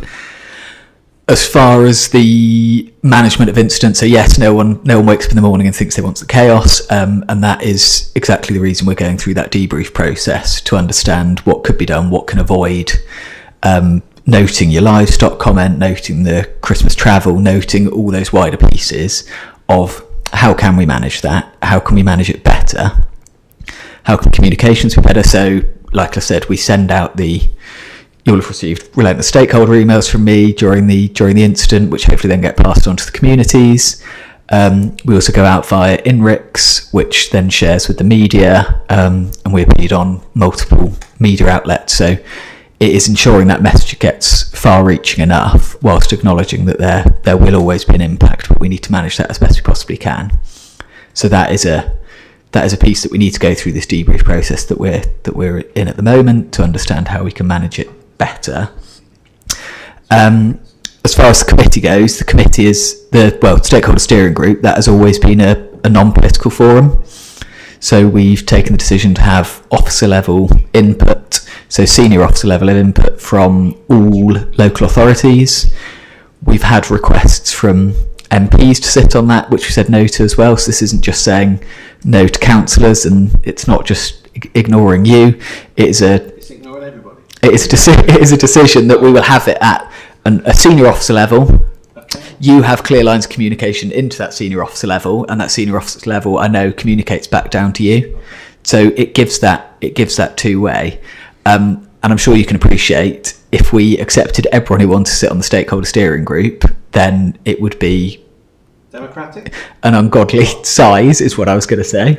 And then, so we are very clear that we've got the stakeholder steering group. We're comfortable with the membership of it at that officer level that you have the ability to feed into. But also, as I've said, just ask us if you want more information. If you're out and about, we appreciate that you will be getting correspondence from residents and all that wider piece. If you don't feel you have the information you need to be able to answer those questions, we are here and we're more than willing to answer those questions. We're more than willing to come down and meet you.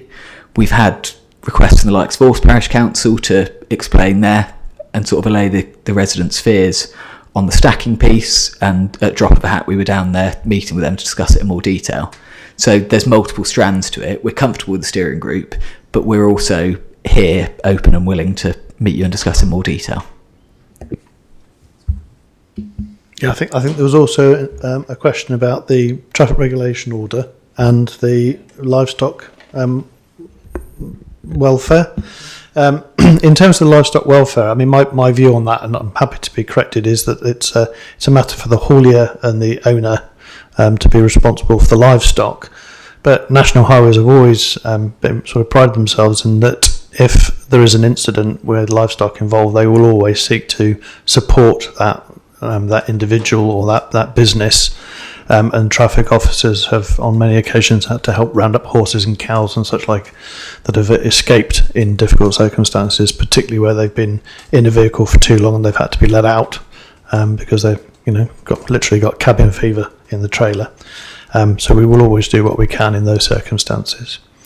In terms of the traffic regulation order, the temporary traffic regulation order that's in place is a matter for National Highways, and was, I think that one had to go through the parliamentary process because the bridge itself, the asset, belongs to the Department for Transport. It doesn't actually belong to us. It belongs to the Department for Transport. So that bit of the network, if you like, is England, and therefore the temporary traffic regulation order was put through the English process. The same will apply to the statutory instrument that comes forward for the medium-term solution and for any other temporary traffic regulation orders that are needed on our bit of the network. If there's a bit of the network that needs to be, that have an order on it that's either in Monmouthshire or Sutra's control, then we would need to ensure that we work with them to get those orders put in place. Thank you. And that's my final point, is that there is no evidence that that's actually taken place. So as a request from this, as a chair of this committee, can I see that order? Can you access that order? And can you send us that order with the amendments on that? And my other, so that I probably actually, that's my point really, is that we need to see that to understand where the order is. I'm going to park it there because we're now at 10 to 1. You gentlemen have obviously made the effort to turn up today and sit through a meeting that you never anticipated, but you're obviously more informed as a consequence of that. So I do appreciate it. I'm going to ask, though, before we go, if the council, if members of this committee, through you, could effectively, this is not for you, Louise, but we make a recommendation.